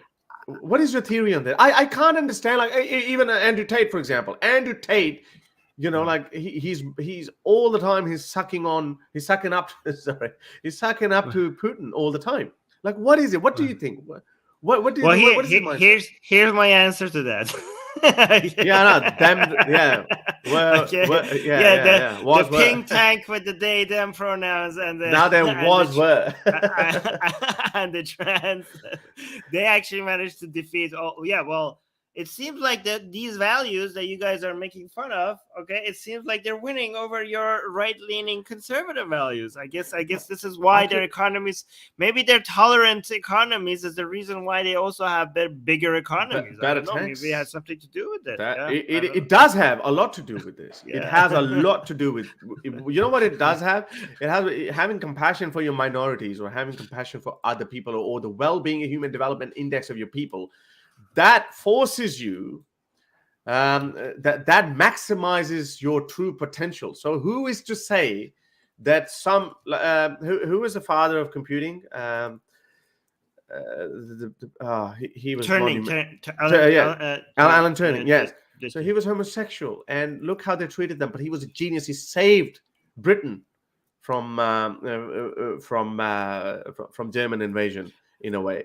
So it's easy for me to remember his name because of the Turing test. The Turing test is that the Turing test? Yeah, right. So that's what happened. Like, if he was in Islamic world, he would have been just killed. Sorry, we don't want you. We don't want your technological advancement. We are just horrified that you stick your penis in that little thing where you shouldn't go. So there you go. Boom. We're gonna. Another example is the tolerance of United States versus Germany during World War II is why United States got Einstein, and why Germany lost Einstein, a Jew. Right? So it's, maybe tolerance actually does make you stronger. Tolerance does make you stronger, but these idiots never get it. And I can understand ethno-white nationalists going all white and say, I don't want anything, okay, but they're idiots. But what I don't understand is people like Andrew Tate or this chick Sameera Khan. They going like, these guys are okay. Not Andrew Tate, but I'm going to talk about Sameera Khan in a minute. But there's so many of these people. You can see that, like all of these Muslims. I don't understand. Why would they glorify Putin and they be against Ukraine? I just don't get it. Well, because Putin represents this global battle, that they're strongmen in this global battle between light and darkness that they envision, right? The battle between conservatives and liberals is considered to be something global between family values, everything wholesome, conservative values, conservatism over degeneracy, right? And Putin has this philosophy that during the Cold War, everything was imbalanced. Like he had a Thanos kind of mentality. Like everything should be in balance, right? It should be equal, right? Yeah. So he doesn't even want to. He thinks that during the forces, he doesn't even completely believe that the liberalism should be defeated. He just thinks like liberalism and conservative values should be equal forces for them in the world, fighting with each other, right? And he thinks the world has become wacky, given that the Soviet Union, which was the main power that was fighting against this other superpower, was defeated, and now there's only one superpower. So these liberals, their views are becoming wackier and wackier and wackier, because there's no competing force to basically keep that in check, right? And he thinks Russia should become again back to. So he doesn't think this is about Russia. His philosophy is about saving the world. Like the values that is coming out of the West is so out of touch with the nature itself that it will destroy the entire planet, right? So that's Putin's philosophy, and conservatives see that Putin's battle is not just for Russia, but for the planet, is to save conservative values, family values, against all of this degeneracy that is coming out of liberalism, and is basically destroying the core, the foundation of what builds a society. So when we talk about family values, we think like, oh my God, these people constantly talk about family values. But for them, they think families are the bricks where the entire society is made out of. And the people who are going for the values that is destroying the family, they do that. While doing that, they're basically rotting the whole thing from the core, right? And there's a lot of anti-Semitic conspiracy theories here too, which I'm not going to now, because that would take a lot of time for me to get into. But there's a history. They think there's a history of, I don't know, Jewish people taking down empires, and right now the only way to do that is by going after the family. So they think that. Anyways, I'm not. Again, YouTube. These are not my thoughts. These are. By the way, did you see Putin just made more things illegal when it comes to LGBT content in Russia? He just came out at So there's but by the way, this is going to backfire, because there's like most movies now have at least one gay character, right? Most video games. So he's basically, the new rules that he's coming up with, all the video games that has a single gay character is going to be outlawed in Russia. It's going to be promotion of LGBT. There's almost no games left like that doesn't have an LGBT character. And this is going to the major portion of Generation Z is it needs their games, right? So this is going to make people really angry if you ban all these games, So I don't know. I think this is the best way for you to lose Generation Z, if you want to ban all these games because they have LGBT stuff. He's so stupid, his worldview is so stupid that he thinks that.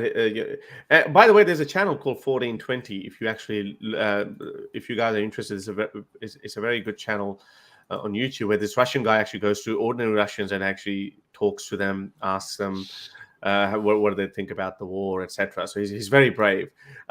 So he thinks that to win, because majority of Russians are poor, outside of Moscow and St. Petersburg and all these kind of, like, majority of Russians are poor.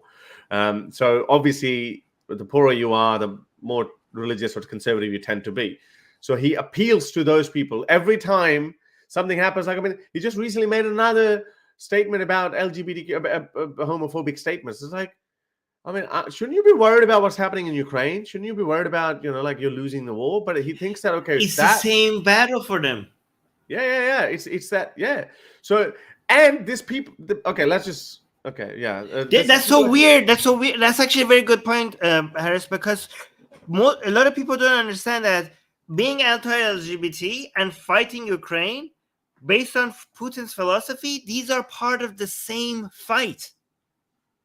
That's how bizarre this man's mind works. These are the same fight. I think there's more strategy involved in that. He needs to, because liberal people of any society tend to be smarter. They don't fall into your crap, your warmongering, your radical laws or whatever. So it's always easier to fool the conservative people because they have the same ideas. Look at the left, yeah.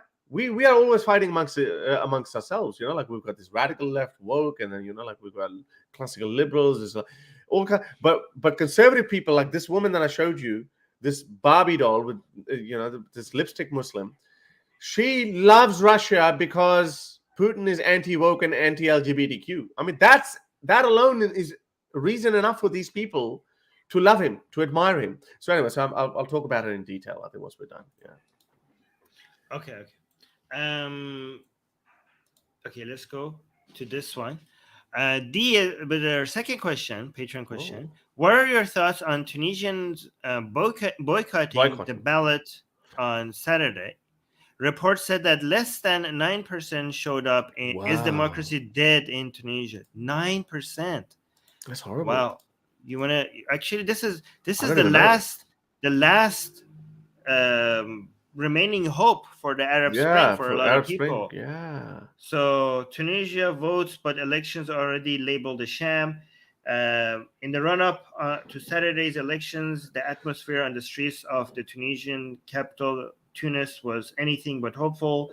I will not participate in the poll because there is no credibility or transparency. Lofty, somebody said, a civil servant in Tunis told DW, adding that the elections are a sham and the parliament will be a body without powers. Yeah, so basically it became back.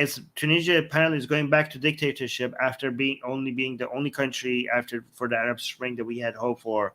There was an initiator as well. It was the initiator of and that confirms. I don't know what your views are, and this is why I see that democracy is a weak form of government, but it takes a long time to evolve, and when it does evolve, it is also the strongest form of government. Yes, look at what's happening in Iran, and like all these dictatorships or totalitarian countries, they're always scared of a revolution. They're always one revolution away. Whereas democracies like the United States, no matter what happens, it's going to constantly keep on evolving.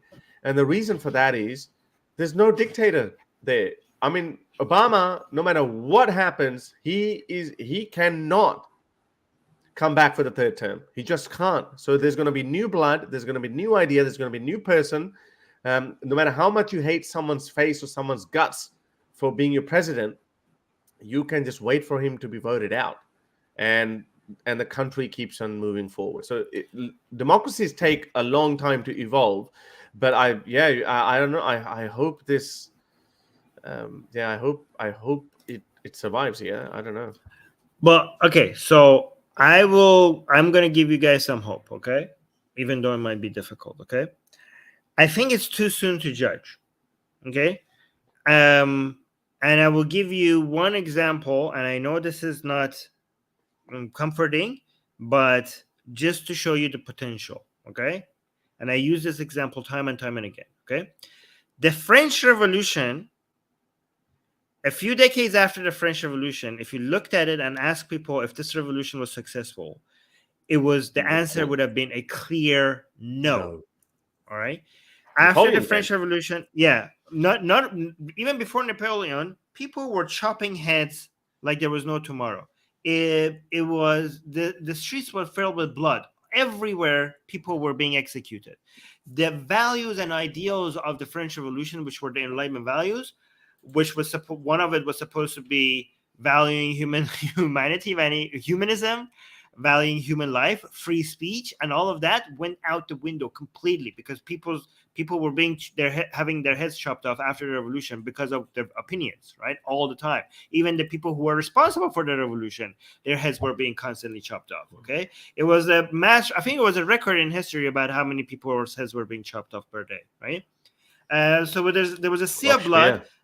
Yeah, there was a sea of blood. They had to come up with the guillotine to make it faster. But even after that, the result was Napoleon came to power, which was a bigger dictator than the king that they had removed. So they didn't even get democracy. So if you look at all of that, you're like, okay, that was a bad mistake. We shouldn't even have done the French Revolution, right? But if you then looked at the French Revolution 150 or 200 years after the French Revolution, you can see that not only it was the most beneficial thing to France that it has ever happened, it was the most beneficial thing to the world. The whole world is a better place because of the French Revolution. The Enlightenment values have spread all across the world. Like Japan is a superpower, economic superpower. Look at South Korea, look at Taiwan, look at Australia, right? To look at United States. United States is a superpower right now because of the French Revolution. United States is a superpower because of the French Revolution. Look at Canada. These are all because of the French Revolution. So if you had a longer time horizon, you see, like, maybe there's a bit of a different debate on that. I want to pick your brains on that because I see there's a debate on that where people say it's not the French Revolution. We can't give credit for liberal democracies to French Revolution as much as we need to give it to the American Revolution. So they work hand in hand. Yeah, but American Revolution came before the French Revolution. So yes, the American Revolution was influenced by the French Enlightenment. Yes, very much so. Yeah, that's correct. Yeah, that's correct. So that's where they relate the two, and like Americans say, "No, hang on a second, it's us, like the greatest document ever written," and blah blah blah, which is fine. Like I guess again, but there are two camps. Yes, who some go with French Revolution and some go with the American Revolution and all that. Yeah. Well, to be fair, when I talk about the French Revolution, I'm not just talking about the bloody part. I'm talking about the idea part that comes before it as Enlightenment, well. Yes. The Enlightenment. Voltaire and all of that, yeah. Yes, everything, yes. Right. Yeah, so I think maybe, like, when you have your go at democracy, it doesn't go like, oh, let's push for democracy and you topple the dictator and then you get democracy. It might take a couple of waves, right? Like right now, for example, what you're seeing in Iran, okay, started more than 100 years ago, okay? Iran was one of the first countries, along with Turkey, that made a major push for democracy. In Iran, we called it the Constitutional Revolution, the Enqilab Mashrute. That experiment with trying to push the king to become more democratic and having a parliament, okay? So the protests that you're seeing in Iran, so if you look at that first revolution, you could like, oh, it failed. Like, we didn't have a proper democracy, right? But this is a longer term project, right? So the protests that we're right now seeing in Iran happening is a continuum of something that started 100 years ago. So don't give up on democracy if the first couple of waves and pushes don't work. Like, this is like a 100-year or 200-year project eventually for you to get. Like, look at Europe. Europe didn't get like when the ideas of democracy first came until Europe became democratic. It didn't take a few decades. It took like 100 or 200 years. So we don't give up and don't push for it if it fails. We have to keep pushing for it. Okay, it is the best system. It is the best system. And I think what you're trying to say is like, okay, so a lot of people get disheartened and they say, well, let's see, democracy doesn't. And I've heard this argument in Pakistan as well. A lot of people say, well, maybe we need a strong man, strong dictator, because, our country, our people are so devious and so uncivilized. And by the way, there you go. Ibn Qayyum was actually, he was getting angry with me. This is a very common argument in Pakistan. They say this is Lati ki qaum hai, meaning these people need to be caned. This is a very common sentiment in Pakistan, who are very anti-democratic, and that's the reason why they actually love military dictators sometimes. Musharraf was very popular. So the argument is that, well, they're so uncivilized, we're not civilized enough for a democracy. So, and then some people like us come in and say, no, we can also be civilized. We can also be good, just like everyone else. Don't talk yourself down, but let it evolve. So, and this is what we worry in Pakistan. Since 1947, we've had some sort of a democracy going. Yes, we've had military intervention, but nothing as bloody or brutal like what happened in Iran or in some other places as well. So, yeah, that's what Armin is saying, that don't give up on democracy. You can't give up on democracy. It takes, it's like a little seedling. You're just thrown it. You just need to let it, spring out and, sprout out. And then it's going to turn into a big, strong tree. Look at the United States or all these Western countries. Even Germany, like you were talking about French Revolution, but even Germany, look at this. How was it? Like 75 years ago, after the First World War, they gave democracy a chance and it failed. And then look who came and look what he did. And then again, look at another. That's a great example. Good job. That's a great and- example. And Yeah. Germany ended up becoming it's still an economic superpower. It's the third largest economy, I think, in terms. It's the biggest. It's the biggest economy in Europe. In Europe, yeah, definitely. But I think it's the third. I think it's after China. It's the biggest. No, after China, it's Japan. No, I think Japan's gone down. Oh, I okay. think so. World's largest democracy. Oh, sorry, economies. Economy. There you go. Top 50 largest economy. Oh yeah. Okay. One place is saying, oh yeah, you're right. Japan is 4.9 trillion. Germany is 4.2 trillion. Okay. Well, why do I keep hearing that Japan is going down? Anyway, okay. Let's just go with that. Japan is not going down. Japan is going up slower. No, they're going It's not down. going down. No, like long-term GDP. Okay, here. GDP. Aren't they? Isn't the population negative? And whenever there's population negative, the economy actually shrinks. By the way, before you So okay, it's actually going up. If you look at it long term, they're always going up. Like maybe 1 year to go down, but like long term, they're still going up. They're going up very slowly, slower than other places, but they're still going up. So a lot of people, like for them to go down, you need to have all recession over and over again. You don't have recession, so. I didn't want to talk about this, but it just came up when you were talking about something, so it just came up in my search feed. A lot of these conservative idiots, I have nothing but contempt and at the same time pity for these conservatives. Look at the arguments that they bring. They bring the same arguments that they used to have like 1,000 years ago. Core family system, blah, blah, blah, man and a woman's role and a man's role and blah, blah, blah. And now it comes down to like, look at this. Their populations are shrinking because they're not making babies. And why? Because Pikachu said it proudly that, if you give women freedom, I'm paraphrasing him, but this is exactly what he meant. Go and look up my debate with him. If you give women freedom, then they're not going to make babies for you. Okay. And we have to respect that.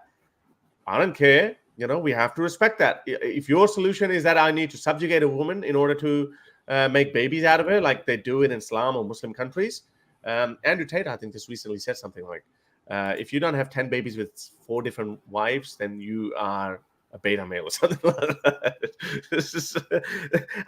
If I ever see him, I'm going to say, was your dad a beta male? How many Bugattis he had?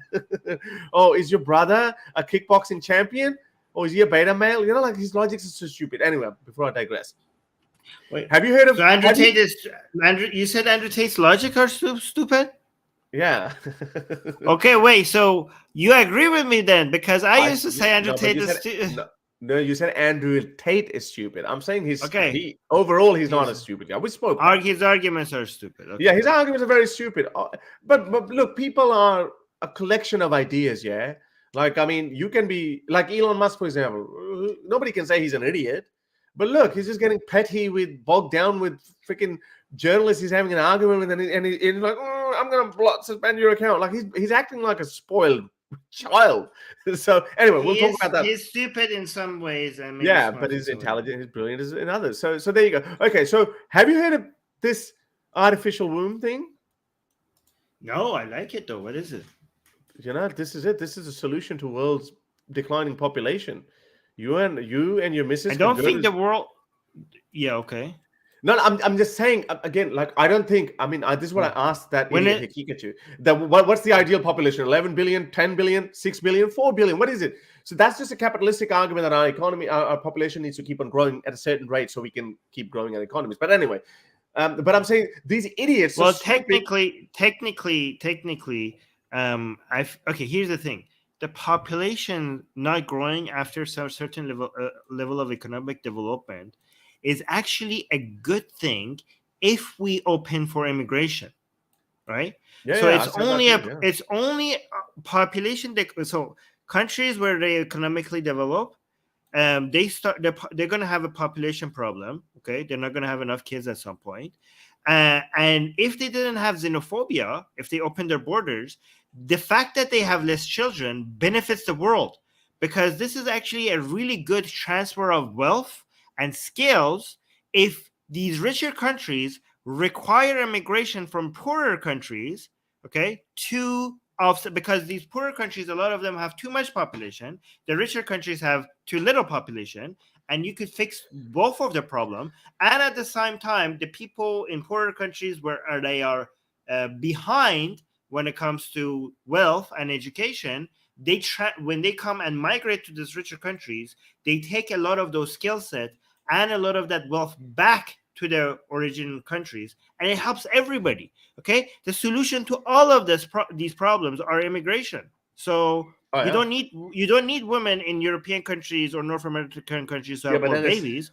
You just need to open the borders. But then they also say, then it also comes with a whole host of problems with people bringing their own values, backward, primitive values. So you need to just do by if you do by scales. First of all, if you have good screening criteria, then vetting process. Vetting process. If you have a good vetting process, then no, because all the benefits from bringing more immigration in revenue is so much more than the cost of the vetting process, right? So all you need is a good vetting process, and you should just bring immigrants, bring skilled labor. I say that all the time, but I think in this current environment of political correctness, do you think it's this far leftist crazy wokes would say, oh, you can't ask a Muslim immigrant applicant that, do you think it's okay to marry a 9-year-old child? Okay. Well, I mean, but like, why did you ask me that question? Why did you not ask that Hindu guy that question? Tell them, okay, the same leftist people are so much into LGBT activism that you could make that part of the criteria. Right. I reckon. I agree. I think this wokeism is a temporary problem. This is not that big of a problem. It's it is curable. I genuinely believe it is curable. I don't think it's good. So the left needs to stop fighting amongst each other. Otherwise, these idiots that I'm going to talk about next, they're just taking us for a ride. But their logics are so stupid and pathetic that it's just like every word that comes out of their mouth, every logic that comes out of their mouth is like it's a facepalm moment. But anyway, I was talking about artificial wombs. And I found a video, but unfortunately it has music. I just realized maybe I don't want to run the risk of playing that video. So look it up. This is actually quite interesting. So within 10 years, some scientists are predicting that we will be able to grow a fetus from scratch in an outside environment. This is so good. I used to tell people that would. I used to tell that people too. I used to say that all the time. Like in Matrix, like we'll grow people in farms, like if we have to. I said, like, imagine if you have it in your living room. Like, imagine if there's you come and you see it every day. Yeah, he'll be out in 8 months' time. Hey, isn't he cute? Just a little one. And the good thing is that imagine like you have it in your living room, and the fetus is growing in the living room, and you bring guests, and they see it, and they bring presents. Oh, that's the baby who's going to come to life. Oh, he's your heir to your throne. but another thing another good thing about growing a fetus in like an outside womb is that you could really control the environment. You could make sure that everything is perfect. Because a mother has to eat this, eat that, have a good diet, right? Like exercise just to make sure the right hormones are pumping in her veins, right? But when you have like a fetus, like what if she's like, what if the mother is in a polluted city and she's like, because smoking is bad for the fetus, but so is being around an environment where there's air pollution. But now we don't have to worry about that. The fetus is an environment that's completely controlled, and you could completely set everything, all the nutritions that she needs, because it's really hard to give the mother the perfect diet that is also a good diet for good for the fetus as well. But now we can make sure all the nutrition the fetus needs is exactly perfect around the environment that I always said that. By the way, the immigrant argument. Come on, you heard that from me first time, or you actually thought about it yourself as well? I mentioned that argument in Daniel Haqiqatjou debate. I talked about this like 10 years ago. Okay. Yeah, it's a common argument. Okay, so it can come together. But this one, like I always used to say, like as you said that you used to think about this too, that all kids growing. I used to think. I used to think about this because my mom. Here's the thing, because I feel like crap because I damaged my mother when you said that story. Yeah, that's why I was thinking about like having an outside womb. Now tell your freaking story, because when we put the clip out, then people will be like, "Oh, well, why do you feel bad? Why do you feel bad? Well, why do you?" No. Like my mom had permanent. No, my mom gave when she gave birth to me. I gave permanent damage, and she had pain all her life because of my birth. That's all. That's that. Yeah. Oh, wow. Oh no, I didn't think of that. I thought you were talking about you asked your mom to come to Canada when she was sick, and you couldn't go. No, to no, no. Iran. I'm not talking about that. I'm talking about the process of birth. Right. Like, I get it. Now. I remember as a kid knowing this, like my mom going to the hospital always, and she is in pain. And as a kid, I felt guilty. I was like, I did this to her. Like I did this to my mother. So I'm like this concept of an outside womb really appeals to me because of that history I have with my mother. Okay, so good. So I've been saying this to Pakistani crowd for years now. That they say, oh look, the West, family system is broken down. That's why nobody makes babies. And there's another obsession. It's like, oh, nobody knows who the daddy is. So the obsession with all that. I'm sure you might have heard that in some Iranian people as well. So I used to say, well, eventually science, because science track record is very good, science would be able to make these babies. I didn't call it artificial womb or something, but I said we would be able to grow babies in a farm like we saw in Matrix, yeah. So and then the state would take over the responsibility. So if you don't want to have a baby, your wife doesn't want to have a baby because you want to keep traveling or whatever, fine.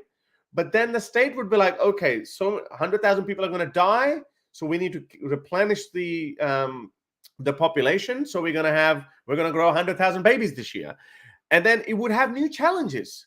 It would also have new challenges, Armin. Like, okay, the whole this is why conservatives are so fucking idiot.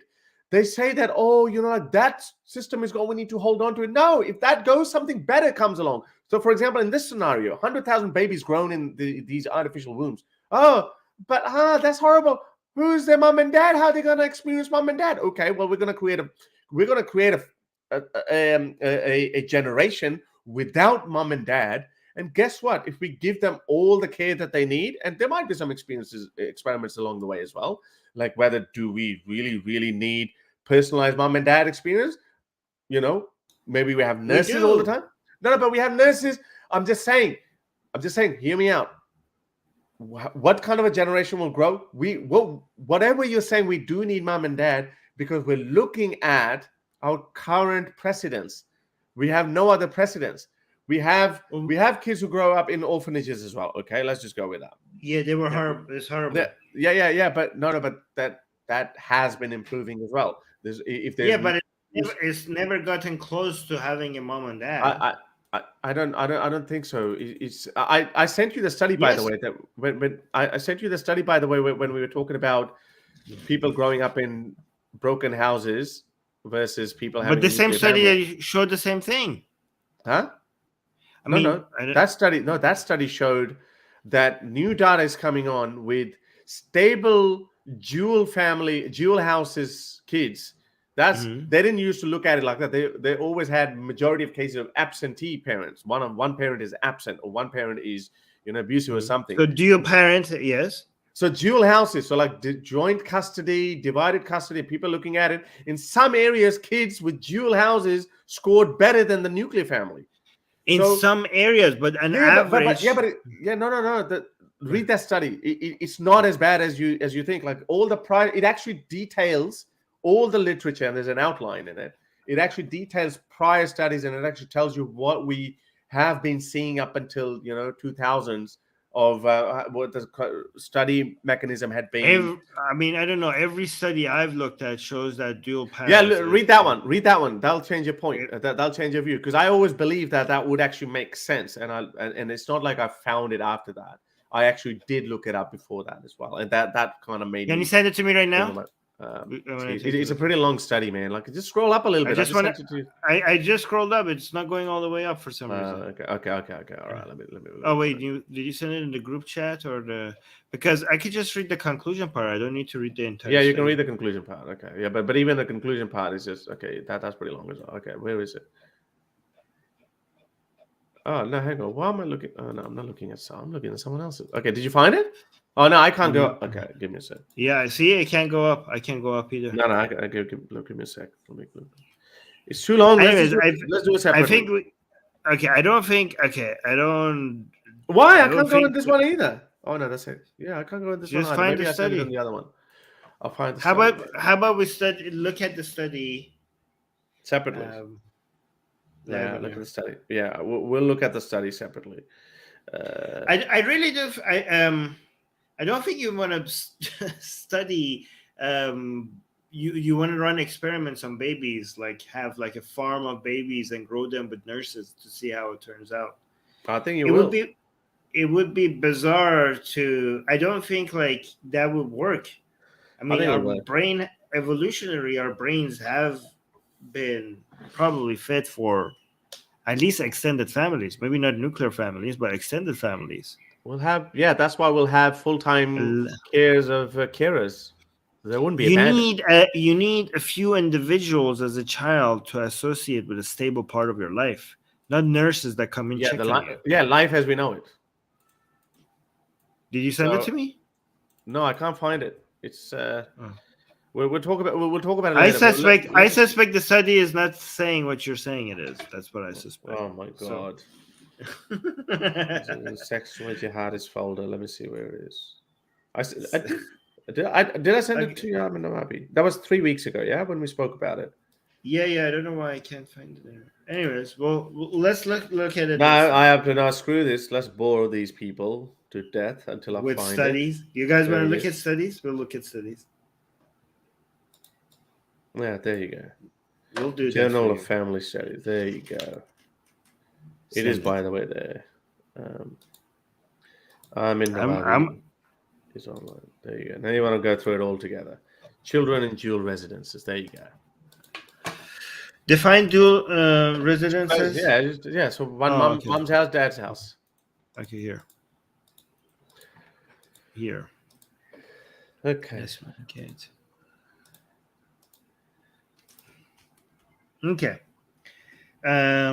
Abstract. Dual residence is a post-divorce living arrangement where children spend up to 50% of their time in each parent's household after separation or divorce. Reflecting. Is there a conclusion part? It's pretty long, man. I told you this is. I just want to look at the conclusion. It's results. Even that's pretty long. Because it compares a lot of other studies. It's pretty long. You need to read. No, it's not that. It's not that long. Okay. Results. A total of 111 studies were selected from the current study. The first study in the sample was published in 1984, and since then, the field has grown substantially. The analysis shows that 6 papers were published in the 1980s, 7 in the 1990s, Okay, where's the conclusion here? It's pretty the long. definition of the it's not long. I just wish it's long. It's long. I'm telling you, there's so many variables. Oh my god! Just let me. It's longer if you don't let me read it. Okay. There you go. In the current study, here the remaining category study. Okay, although themes. Okay, I just understand it. Wait. In the current study, 16 of the selected studies were categorized as meta studies or reviews. Significant from the studies, significant for these studies was that their aims were limited to a specific topic within a dual residence. For example, children's well-being, children's adjustment, qualitative studies. Why are you not telling me the answer? In addition to most of these were small studies, Meta studies also often did not disclose. It's just telling you what the studies were. It tells you. It tells you. I don't remember exactly. Although it may also paragraph. be. This is what I told you. Scroll down. It's even a lot longer. It goes into the prior studies. One of the studies that you might have actually read. It goes study by study. So it's very long. I remember reading all of that, but I can't remember it now. Okay, hold on. Let's just go here. Let's go to the last part of. No, that's okay. Policy. Okay, this study. Why can't you just tell me what the study shows? God damn it! A review of 10 qualitative studies. Maybe in the discussion part. Taking the topic as a whole, our current knowledge is based on slightly more than 100 studies exploring the issue of dual. Yes, that's a good one. Published over 35, a time during which many political and legislative changes have taken place. The aim of this review was twofold: to analyze the research field during this period in terms of when, where, how, and by whom the research has been conducted, as well as to identify current knowledge and knowledge. Next paragraph. Okay. Okay, Jesus Christ. Since the first studies were published more than 30 years ago, the knowledge base about children in dual residence arrangement has grown considerably. In general, children living in nuclear families are better off in a number of health-related aspects. Okay, so there you go. However, okay, geez, calm down. God damn it. However, You're if gonna start parents, okay. However, if parents, you tell me to come down. However, if parents separate, children appear to profit from dual residence arrangements if they are of the cooperative, communicative, low Yes. conflict, and non-violent type. Okay, this is obvious. And the children are above the age of 4. Okay, that's obvious. Yeah. When it comes to children below the age of 4, research is yet to, okay. Many studies have shown that children in dual residence arrangements report better well-being and mental health than children who live mostly or only with one parent.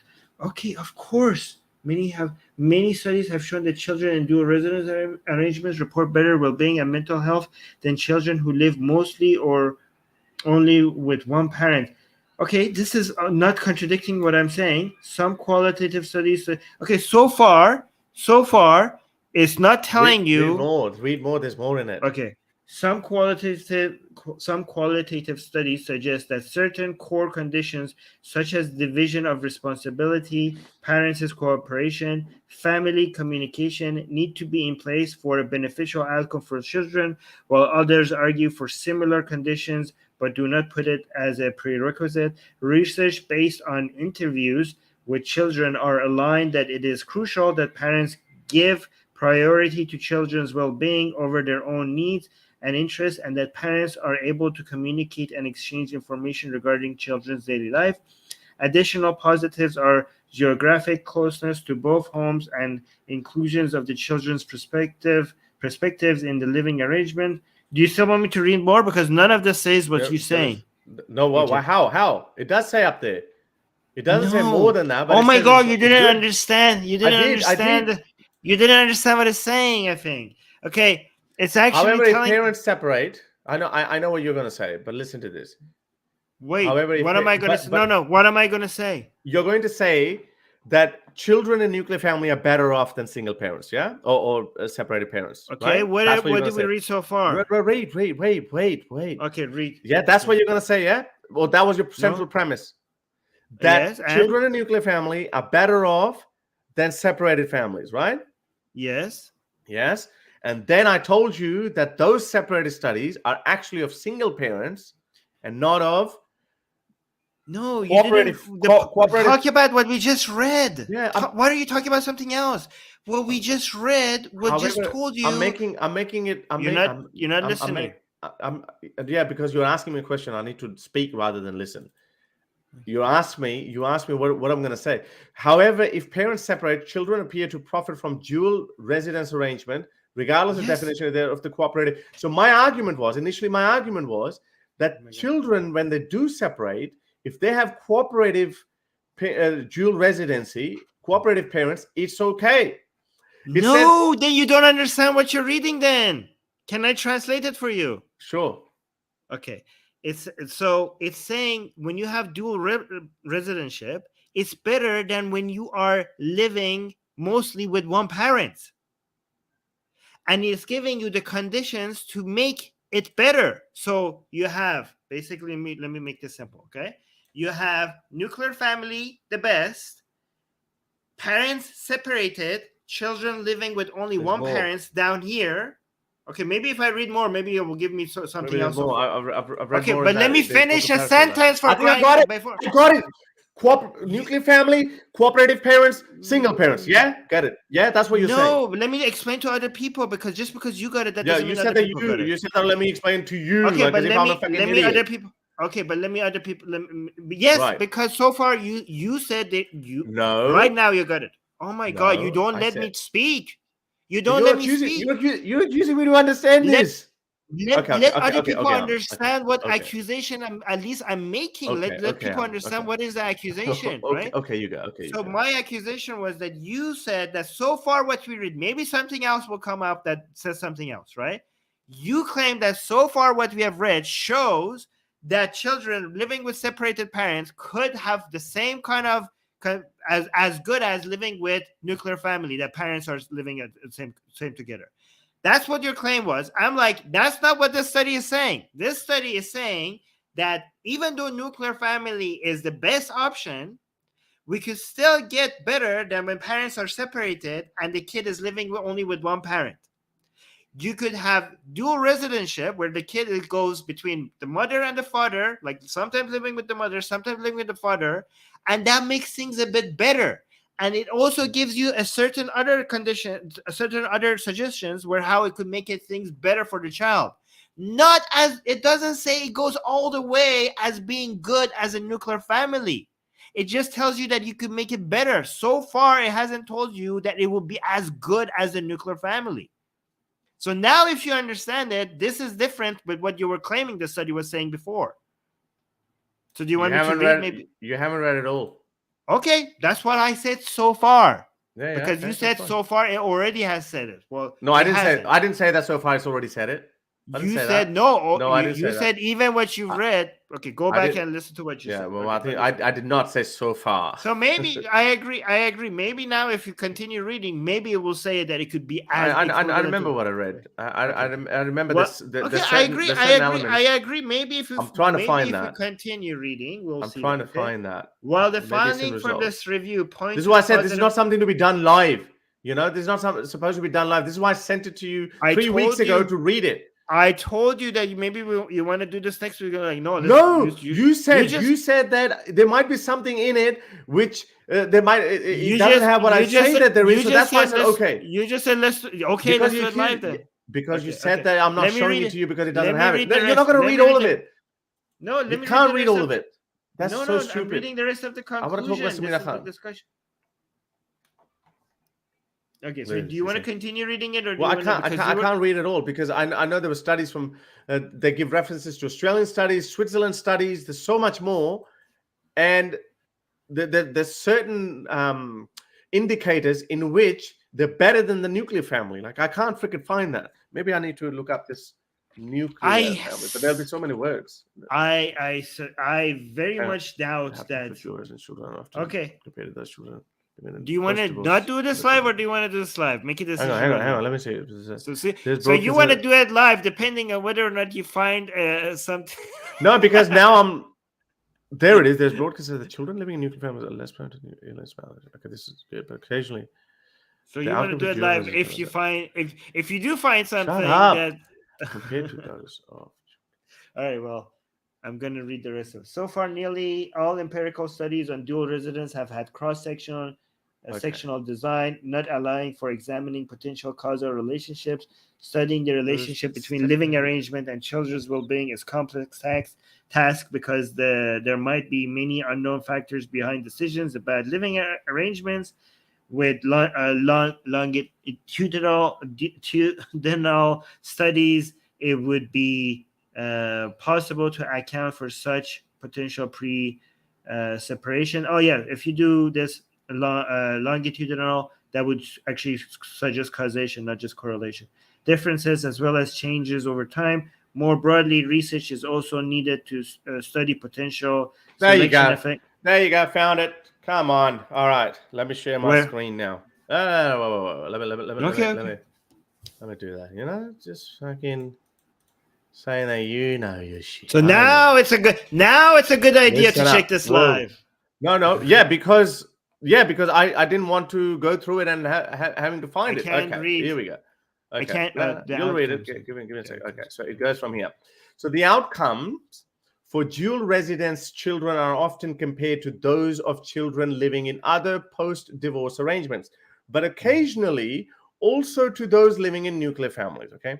Now, there is a broad consensus that children living in nuclear families are less prone to illness and maladjustment. Now, this is a common belief than those with separated or divorced parents, e.g., blah, blah, blah, so and so many studies. This is what I was referring to. One common explanation is that divorce results in loss of the relationship with one parent, often the father, and reduces the financial, social, and emotional resources of the non-resident part. However, this explanation does not take into account the growing number of children in dual residence arrangements. Now, it gets more open than that as well. So, but I want you to focus. Wait, go back. Just listen. No, I didn't understand. Okay. No, we have to go back because I didn't. However, you can't go for loss of the relationship. No, wait a second. I want to understand what is being said.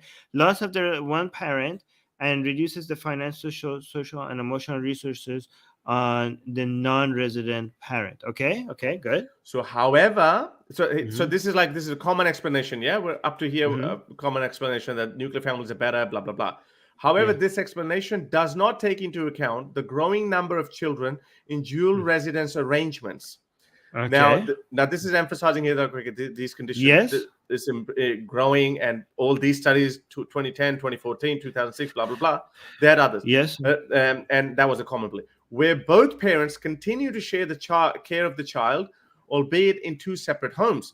Consequently, one could ask whether dual residence might mitigate these negative effects of separation. This is my argument. Right. Yeah.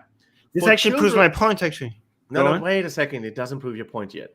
For children in dual residence arrangement, there is largely consensus among researchers that children in dual residence arrangement are equally well, or often better off in several ways, health risk, etc., than children living with. This is one parent only. This has been shown. I think it goes back to the same one.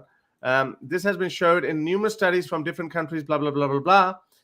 However, the consensus is only valid when there is no. I think it goes back to the same discussion part. But sorry, my point here, the argument. I think I have to find that there was a list of Australian studies as well. I'll find it later. But this is the argument that this researcher is also saying, that one could ask whether dual residence might mitigate these effects of separation. Oh my God, this actually shows what I'm saying. Do you want me to explain this to you? Sure. Go for it. Okay, first of all, better than what? Better than one parent only. Oh my God, Harris, you don't understand what you're reading. No. However, look at what you just read. It's talking about nuclear families. It's talking about. It's saying that no. Okay, you don't let me speak. There is broad consensus. I can explain this to you, but you were not going to let me. I can explain this. Okay, you explain. I think I know what you're going to say, but you're understanding it incorrectly. Here, this is not talking about with one parent only. Later on, it is. Here it is, but here it's not. I understand that. I understand the first part and the second part. Okay, explain the first part. Okay. So first of all, when you got very excited about the second part, because you were reading, it's better off. You're getting so excited because you were reading. You were saying it was better off in several ways, and like, oh my God, you were like, this is the line that shows everything. But then instead of saying better than nuclear family, it went and says better than children living with one parent. But that was not the killer line that you were looking for, because I saw how excited you were. Okay, this is a so I agree that dual residency is better than one single parent. Obviously, it's better than one parent. Okay, so the first part is saying that the superiority of nuclear family cannot be explained by the familiarity of a child with a lack of familiarity of a child with one parent, right? Because in dual residentship parenthood, okay, where the child is familiar with both parents, that inferiority with the nuclear family is still there. So the dual residentship with a child does not have the negative element of the child not knowing one of their parents, like the one parent only kind of, right? So given that the dual residentship doesn't have that, then you cannot say that the reason, go up a little bit, the reason why you see maladjustment when it comes to non-nuclear family children, that cannot explain it, because you see that in both dual residentship and one parent family as well. So this actually shows that, yes, nuclear family is still superior to both, but the reason might not be because you're not familiar with both parents. The reasons might be something else. It's explained by other things. That's what this is saying. So what does this line mean? Consequently, one could ask whether dual residence might mitigate these negative effects of separation. So, okay, so it's talking about the separation part, right? So that only happens like if the separation has already happened. So yes, okay, so fair enough. It's obviously mitigated. It will mitigate it. It makes it better, but it doesn't make it as good as a nuclear family. Like, okay, so So this is equal better off than single parent. This has been shown in numerous studies from different countries, blah, blah, blah, blah, blah, blah, blah. However, the consensus is only valid when there is no ongoing conflict. I think we've already spoken about this. Parents are able to cooperate. In the case of a great parental conflict and for very young children, the benefits of dual residence have been disputed and have divided researchers into two camps, advocates and opponents. Okay, so this is just talking about between single versus double, yeah? Is that what you're saying? Or is that one parent versus dual residentship? Yeah, So regarding young children, there's hang on. Where's that freaking Australia? Okay, I'll come back next week. Here's the thing. I will still admit that maybe another part of the study will show that nuclear family is as good as dual residentship. Okay, but so far what we have read has not shown that. But I think no. You know what? I could be wrong now because I'm thinking I think this, but there was Australian study as well. There was what's that study? Why can't I find that? Would it be nuclear? The lesson is that if you are separated, if you are separated from your partner, okay, the lessons for this is actually a valuable study. I didn't know what the let me admit something, okay, so I don't come off as gloating. Winner, okay. I don't want to gloat and stuff too much. So I just want to say that I didn't know that there are ways to mitigate the harms from separation, right? So this is a study that shows okay, if even though the nuclear family is the best option, do not think oh my God, it's the end of the world for my child because I'm separated from my wife. That's my point. Thank you. Okay. So there are ways to make it easier on the child, including dual residentship, right? So do not make sure that the child is seeing the mother and the father almost equally, like 50-50. So the child is living half of the time with the mother, half of the time with the father, so that the both of the parents are present in the child's life. Yes. So that's the takeaway from the study. That's a good takeaway. So it's not the end of the world. That's the key word. Yes. Right.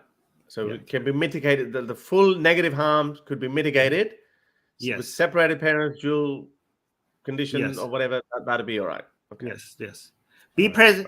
If you have left your significant other, be present in your child's life, okay? Yes. And don't be just the weekends for the father, the rest of the week for the mother. Let me try to make it 50-50.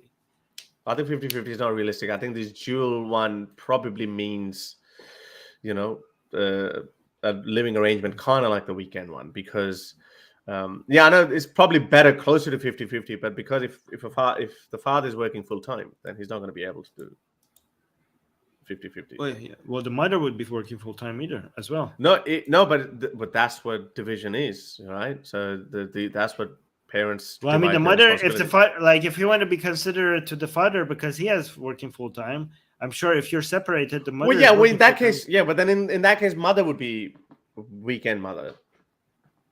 Well, what if you're both working full time?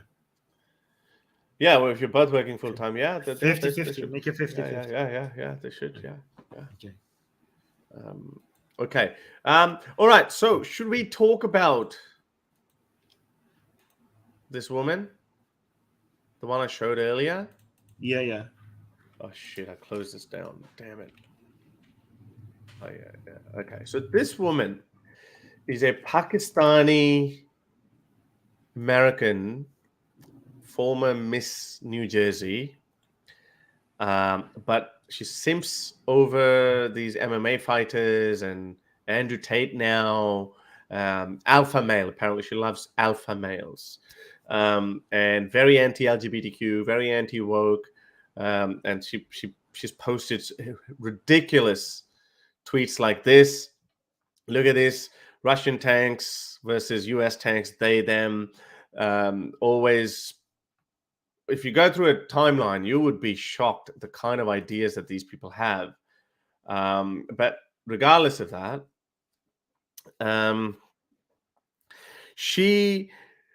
if you show that, you have to show my version as well. Okay, there you go. You cannot never. There's no way that you can show that without showing this version. Yeah, so. The alpha. This is what's happening with alpha. Yeah, exactly. This is good. So she's been tweeting, and I just don't get it. Like, to be honest, I just don't understand how certain people could think that way And even though you said that, like it's just I don't know. She professes to be a Muslim. Have a look at this. So she was promoting. Look at this. Men are the protectors and maintainers of women. I was like, what is she talking about? Right? So I said, why does this open up? She goes, why don't you share the full Quranic verse, which is obviously this one. Yes. Men are caretakers of women, since Allah has made some blah, blah, blah. As for women of whom you fear rebellion, convince them and leave them apart in beds and beat them. Why does she not talk about this? Okay, and not only just that, she talks about this. Look at this one. It's better for men to have more than one wife, maximum 4, actually. Now, if some burqa and niqab wearing woman, Muslim woman, was saying that, you'd be like, okay, this is some next level internalized misogyny or self-loathing or whatever. But this is not that. But look at this Andrew Tate going wifey. So I just trolled her. I said, well, Sameera Khan, would you be his 3rd or 4th wife or a concubine as it is allowed in Islam? I just don't get it. But she's not trolling. She's real. There's another one. This is her, huh? Yeah, this is her. She used to work for RT. Why does? Okay. Yeah. So she's Muslim? Yeah, she's Pakistani American. Okay. Look, and now look at this one. I'm gonna take away your screen. Look at this one.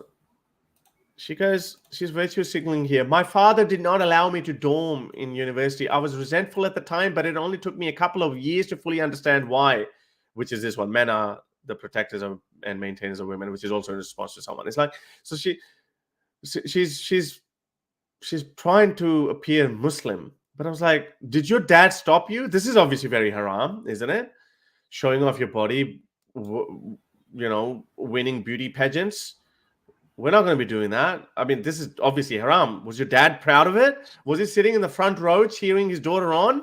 Like, I mean, obviously in our worldview, in our liberal worldview, good on you, Sameera. You're a 21st century woman. You're taking advantage of liberal values that have allowed and enabled you as a self-supporting woman. But why are you shitting on other women by glamorizing 4 wives and people like Andrew Tate, who actually say that you got to be able to make 10, 15 babies out of 4 women.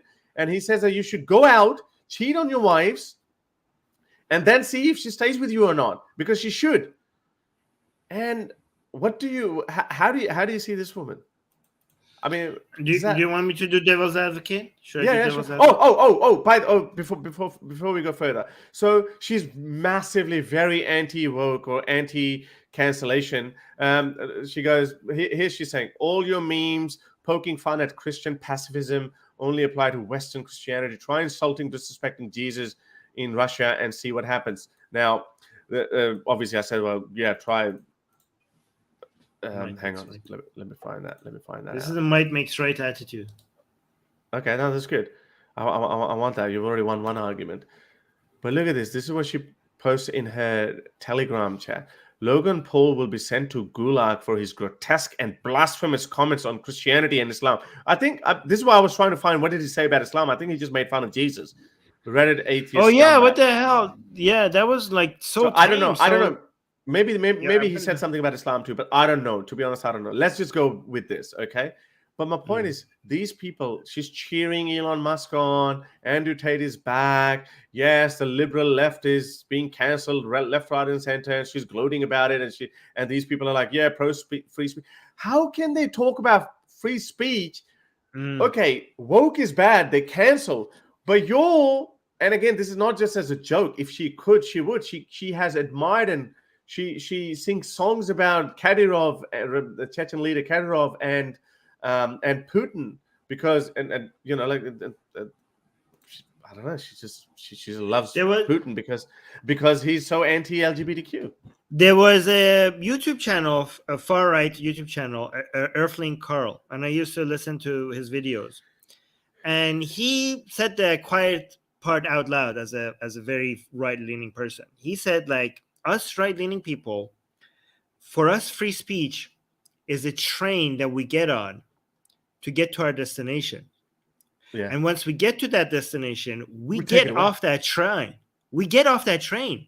We don't actually believe in free speech. This is just a means to an end. That's He said exactly that. what Muslims say. He said, yeah, but he said, like, when we are in power, we cancel people like with bullets. Like, we will show up at their home while they're sleeping. I think this is why he's not on YouTube anymore. Because that's like, guys, as much as left-leaning cancel culture could be bad, wokeism is bad, okay? They get you off. They remove your Twitter account. They remove your Facebook account. Right-leaning people, historically, when they cancel people, they remove your head. Okay? So just understand that cancel culture is not a left-leaning thing. Right-leaning people are the main inventors of cancel culture. The left-leaning people are only recently getting a taste of it just because they're in charge. Here's the thing.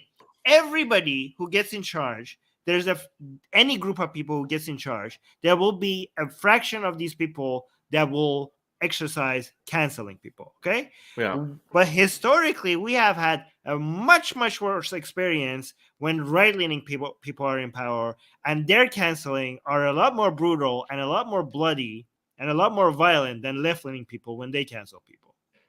Okay? So that's... Yeah, of course. I've said it before that as bad as wokeism is, you would still rather live in a wokist world than the Taliban world, right?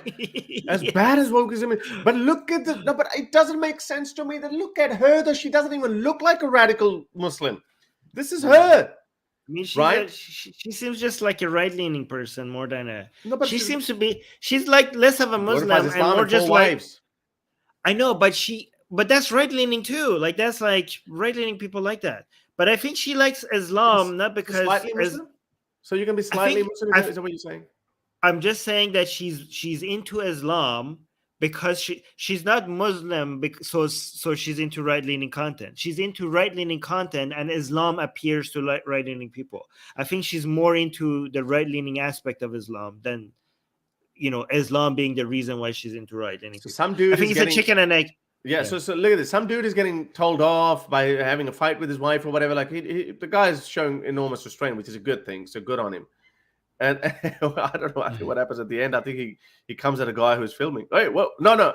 She's coming at him and he's trying to save it. Oh, no, I don't know what happened. So look at this. If you're a man and this is you cut your dick off and she's retweeting it, you don't deserve one. Dudes in New York. Look You at someone. can't judge people based Not on your just father's seconds. Not your father's Democrat Party. So she's taking a dig at this. We had that. That's nonsense. Go back.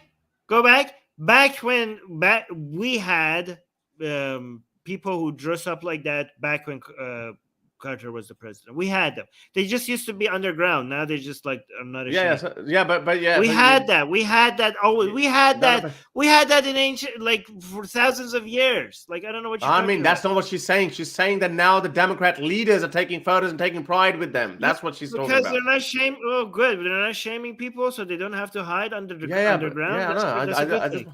I just want you. Okay, I consider that progress. Thank you. Yeah. But look at this. No, but I'm just showing you the absurdity of her tweet. Here's another thing. Okay, go back up. Okay, they scare you with a picture of this lady, and people are like, "Oh my god, that's so weird." I could almost guarantee you that person, as much as even if you're freaked out by the outfit, has not hurt a single person. Okay, these right-leaning people, they with their suits and ties, they are responsible for deaths of thousands or millions of people, and they look normal while doing it. And this person who's not normal to you, looks like a freak to you, I bet you that they're not responsible for harming a single person. So I bet a lot of people would think this looks pretty freaky. I don't know, not that. Actually, Muslim. Actually, you're right. That's Muslim. Actually another good point. That's another good point, because when you go down the rabbit hole of degeneracy and what's kind of degenerate, be careful. Be careful on what bandwagon you get on, because when you are on the right-leaning train, they will go all the way, because you find something's degenerate and you find other things not degenerate. But when you get on the conservative train, you might find yourself on the degenerate side, because those standards are never going to end. That line is never going to keep shifting more right. Is never going to stop shifting right. You're going to find yourself on the degenerate side one day. Look at this. Prostitutes cannot be reformed. Deport them to Canada. you can't turn a hoe into a housewife. Okay, you know what you are based on the way you dress up. Do you know what some people call you? Exactly hoe. what you're calling. Yes, A exactly. lot of So, people call her a hoe. again, Look at it. If you're a straight man who cares about the environment, you are allegedly straight. So science goes to hell. You're Science straight goes to hell. I reckon, Sameera, I don't know. he's not Sameera, even saying this is not even about science, because even conservatives care about the environment. They might think like global warming is like a hoax, but at least but they they care about the the environment. They care about the environment. She's like you shouldn't even care about the environment. Oh my! Wow, you're so straight that you want to destroy the environment. Amazing. Look at my masculinity. I shit on the environment to prove my masculinity. Amazing. Look at this. Look at this. Look at this. Simps, Oh my God. simping. So she's always simping over some fighters. Yeah. So look at this. Islam. So this guy goes. Islam just keeps looking better and better. Some other white dude is just getting. You know what? Maybe the woke people had a point when they're talking about toxic masculinity. If masculinity means shitting on the environment, then maybe masculinity has become toxic. Yes, that's a very good point. Oh my goodness, man. I mean, look at the form of these people. Yeah. So I mean, even caring about the environment, whether it's about science or not, it's forget it. How does sociology become a part of what is objectively true or false? How does that become a part of it? You know, like I can understand. Okay, you've got issues with LGBTQ, you've got issues with them, you've got issues with that. Okay, I can understand that. But whether the Earth is warming up or not, that is an objective fact that can only be told to you by experts and scientists, not you, Sameera Khan. And according to your own words, a lot of Taliban would call you a hoe and you're not a wifey material. According to the Taliban, yeah? I mean, as you said, Armin, if you go down the rabbit hole of the degeneracy, there will always be someone who is more pious and righteous than you. You are a hoe in a lot of people's views. So stop calling people hoes. But look at this guy. Even if global warming was a hoax, which is not, okay, but even if it was, you should still care about the environment. I mean, come on, like this is so stupid. What the hell? I'm so glad you're finding these because we know a lot of like wokeist. No, this is comedy galore, and I don't think she's very smart.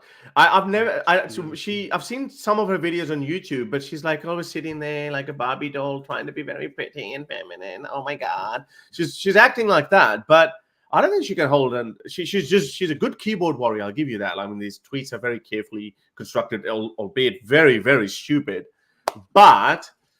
I don't think she can hold an argument with anyone. I mean, these guys are incredibly stupid. But that's so sad that these idiots have an army of incels and stupid people who listen to them. And I don't know. I think she's probably going to be. She should be happy to become the third or fourth wife of Andrew Tate. You both saw it, yeah?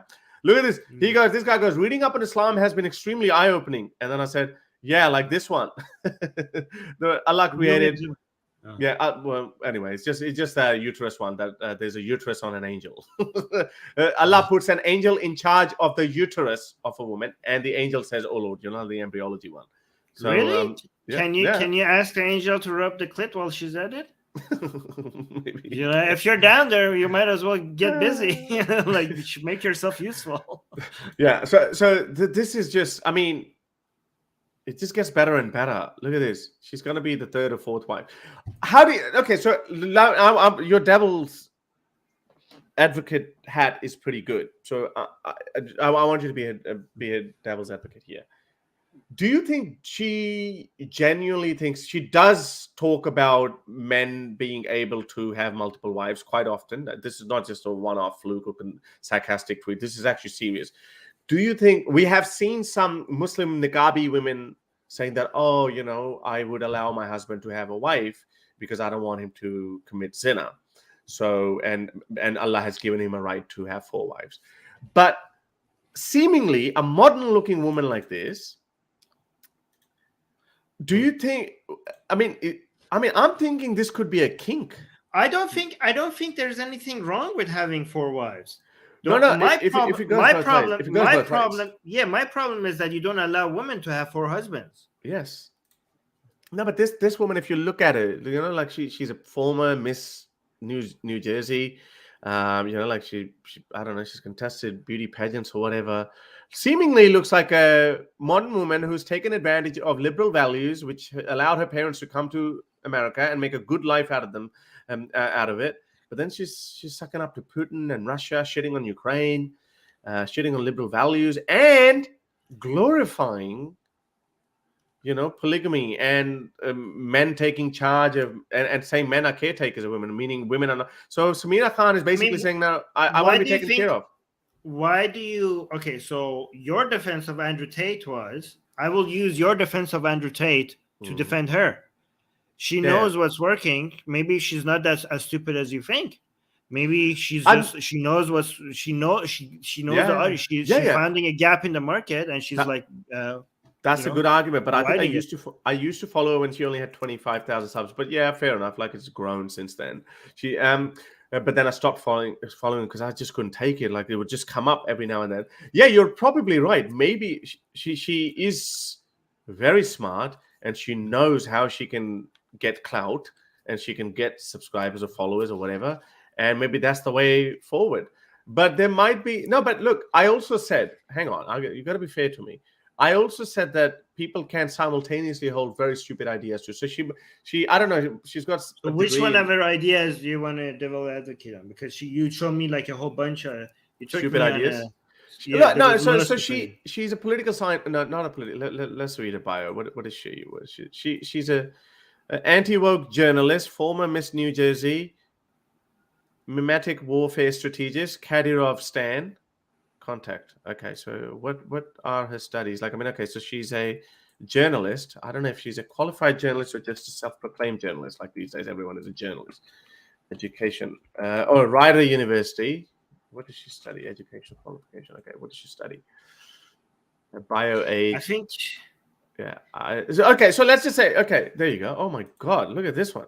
Doesn't she like to get done up? No shaming, like, good on you, Sameera, but Taliban, what? Abdul, get me my stones. I don't know. Okay, so what is it?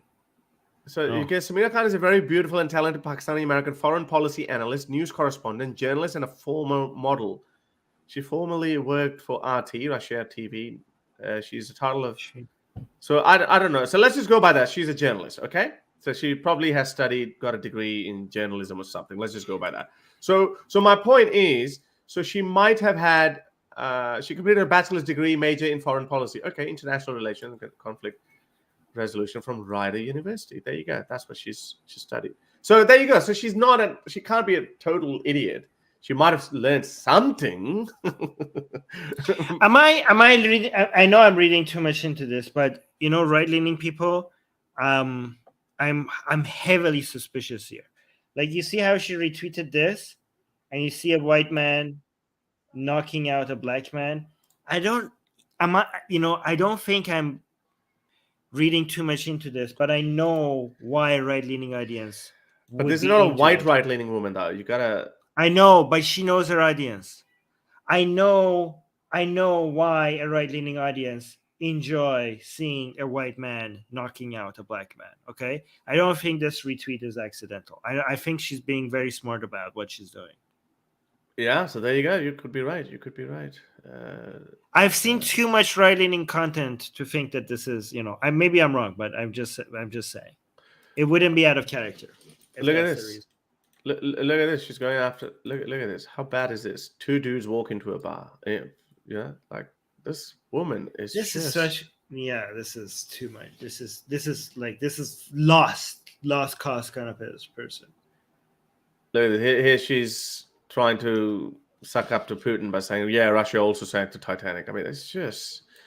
I don't know. Like, I was baffled. I'm sorry. Like, if your eyes are bleeding, I was baffled.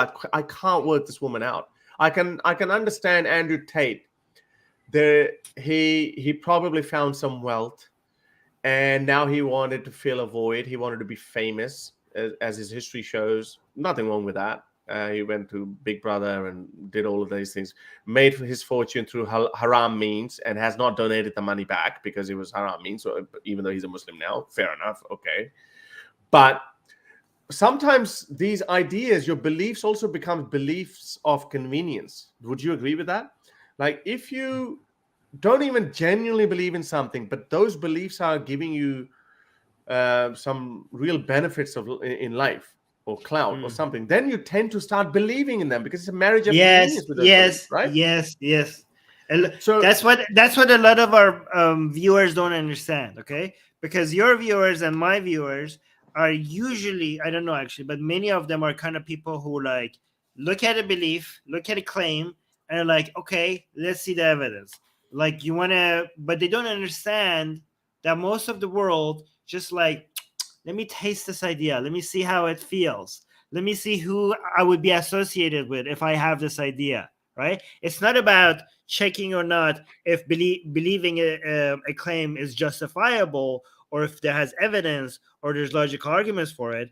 It's who would I be associated with if I believe this idea, and how much do I like this idea. That's how most people judge whether or not they want to adopt an idea or not, including Andrew Tate. Yeah. So a lot of these things, no, but Andrew Tate, but because when you become so big, you know, like you start getting high on your own gear, right? So everything he says, the guy retweets. Let me show you what he retweets. You know, like he loves getting, you know, he loves having smoke blown up his ass, and and I don't know, sometimes I think do these simps exist, simping over a dude? Sure. Like let me find something. Where is it? By the way, while you look for that, this is very, very quickly. Hang on. No, we're really dragging this one. Look at this. Who is Andrew Tate in geography? My world. He's retweeting this. So this is some simp. This guy want to write his. Who retweeted this? Andrew Tate. Andrew Tate. Oh my God, he retweeted this. He retweeted this. Lame. Who is Andrew Tate? In geography, my world. In reality, my life. In history, my king. In mathematics, my solution. In mythology, my god. In astronomy, my universe. If I'm blind, he's my light. If I'm hungry, he's food. If I'm sick, he's medicine. For me, he's everything. Now, he should also add, if he's a bum, Andrew Tate is his dildo. So, wow. He gets off for that. I told you, I think he proudly boasts about, hey, you have followers, I have fans. This guy is so narcissistic, and he genuinely believes. I think he genuinely now because he's so far up, like, you know, he's so delusional. I watched, someone sent me one of his videos where he was actually saying he's paranoid. You know how paranoid this guy is? He's paranoid. He says that whenever you go to a restaurant or something, his back has to be towards a wall because he thinks that someone's going to come. Someone's going to come. That's a horrible life. And then he said, "Oh, still life is better at the top." And then he says, he doesn't put AirPods on because when you're walking down the road, you never know someone's going to fucking stab you. If you have to, yes, sure. You can be run over by a freaking truck. A meteor can hit you, or lightning can strike you, and you can die regardless. And all of these things can happen. But if you're constantly thinking about that, Andrew Tate, then you need help, bro. You need therapy. And also, not only just that, he actually keeps tweeting, Armin. He actually says, if they kill me, then I love you, bro. No one's gonna fucking kill you. If they were going to kill whack jobs like you, then they would have killed Alex Jones. No, no, but nobody does that. I'm saying nobody does that. YouTube, we're not encouraging any harm to Andrew Tate. We're just talking about his views and I'm saying nobody does that. I'm saying he's paranoid about getting killed, and I'm saying nobody's gonna come and kill you. That's the state of the mind of this dude. He's so paranoid. So how is that a healthy life? You know, this guy is terrible. I don't know. We should end the stream because we're like way over 2 hours. Yeah, we're way over. I just want to read this because this is such a nice guy. Look at all the things that he puts on. Tino is like so nice. He's saying each contribution is very important for this rational movement. You can contribute by sending super chats, super stickers, super thanks, likes, and shares. Yes, guys, and you could also use the Patreon for Harris Sultan or the Patreon for Secular Jihadists, or you could become a YouTube member on either Harris Sultan's YouTube channel or the Secular Jihadists YouTube channel. But if you can't support us financially, please don't forget to like, because that's a free way with no cost to you to support the channel. Okay, if you could support financially, please do so. If you can't, but links to all of these ways for you to support us is under the video. But if you can't, at no cost to you, you could like, you could subscribe, you could leave a comment, and that really, really helps us grow the channel. So please do that. All right. Do you want to have any last thoughts? Because I need to. No, I think, did you go through all the patron questions? I don't think you did. No, I mean, I had some Susanna questions that are not patron questions, but Okay. I will discuss that maybe next time, because today we did so much. We delved into the research, and that made us go over 2 hours. So I don't think we have time for that anymore. Okay, But we had some good. Yeah. Yeah, we'll do it next week. Okay, cool. All right, guys. All right, guys, this is talk to it. you guys. Yes. Talk to you guys later. Bye. Like and subscribe. Mwah. Bye.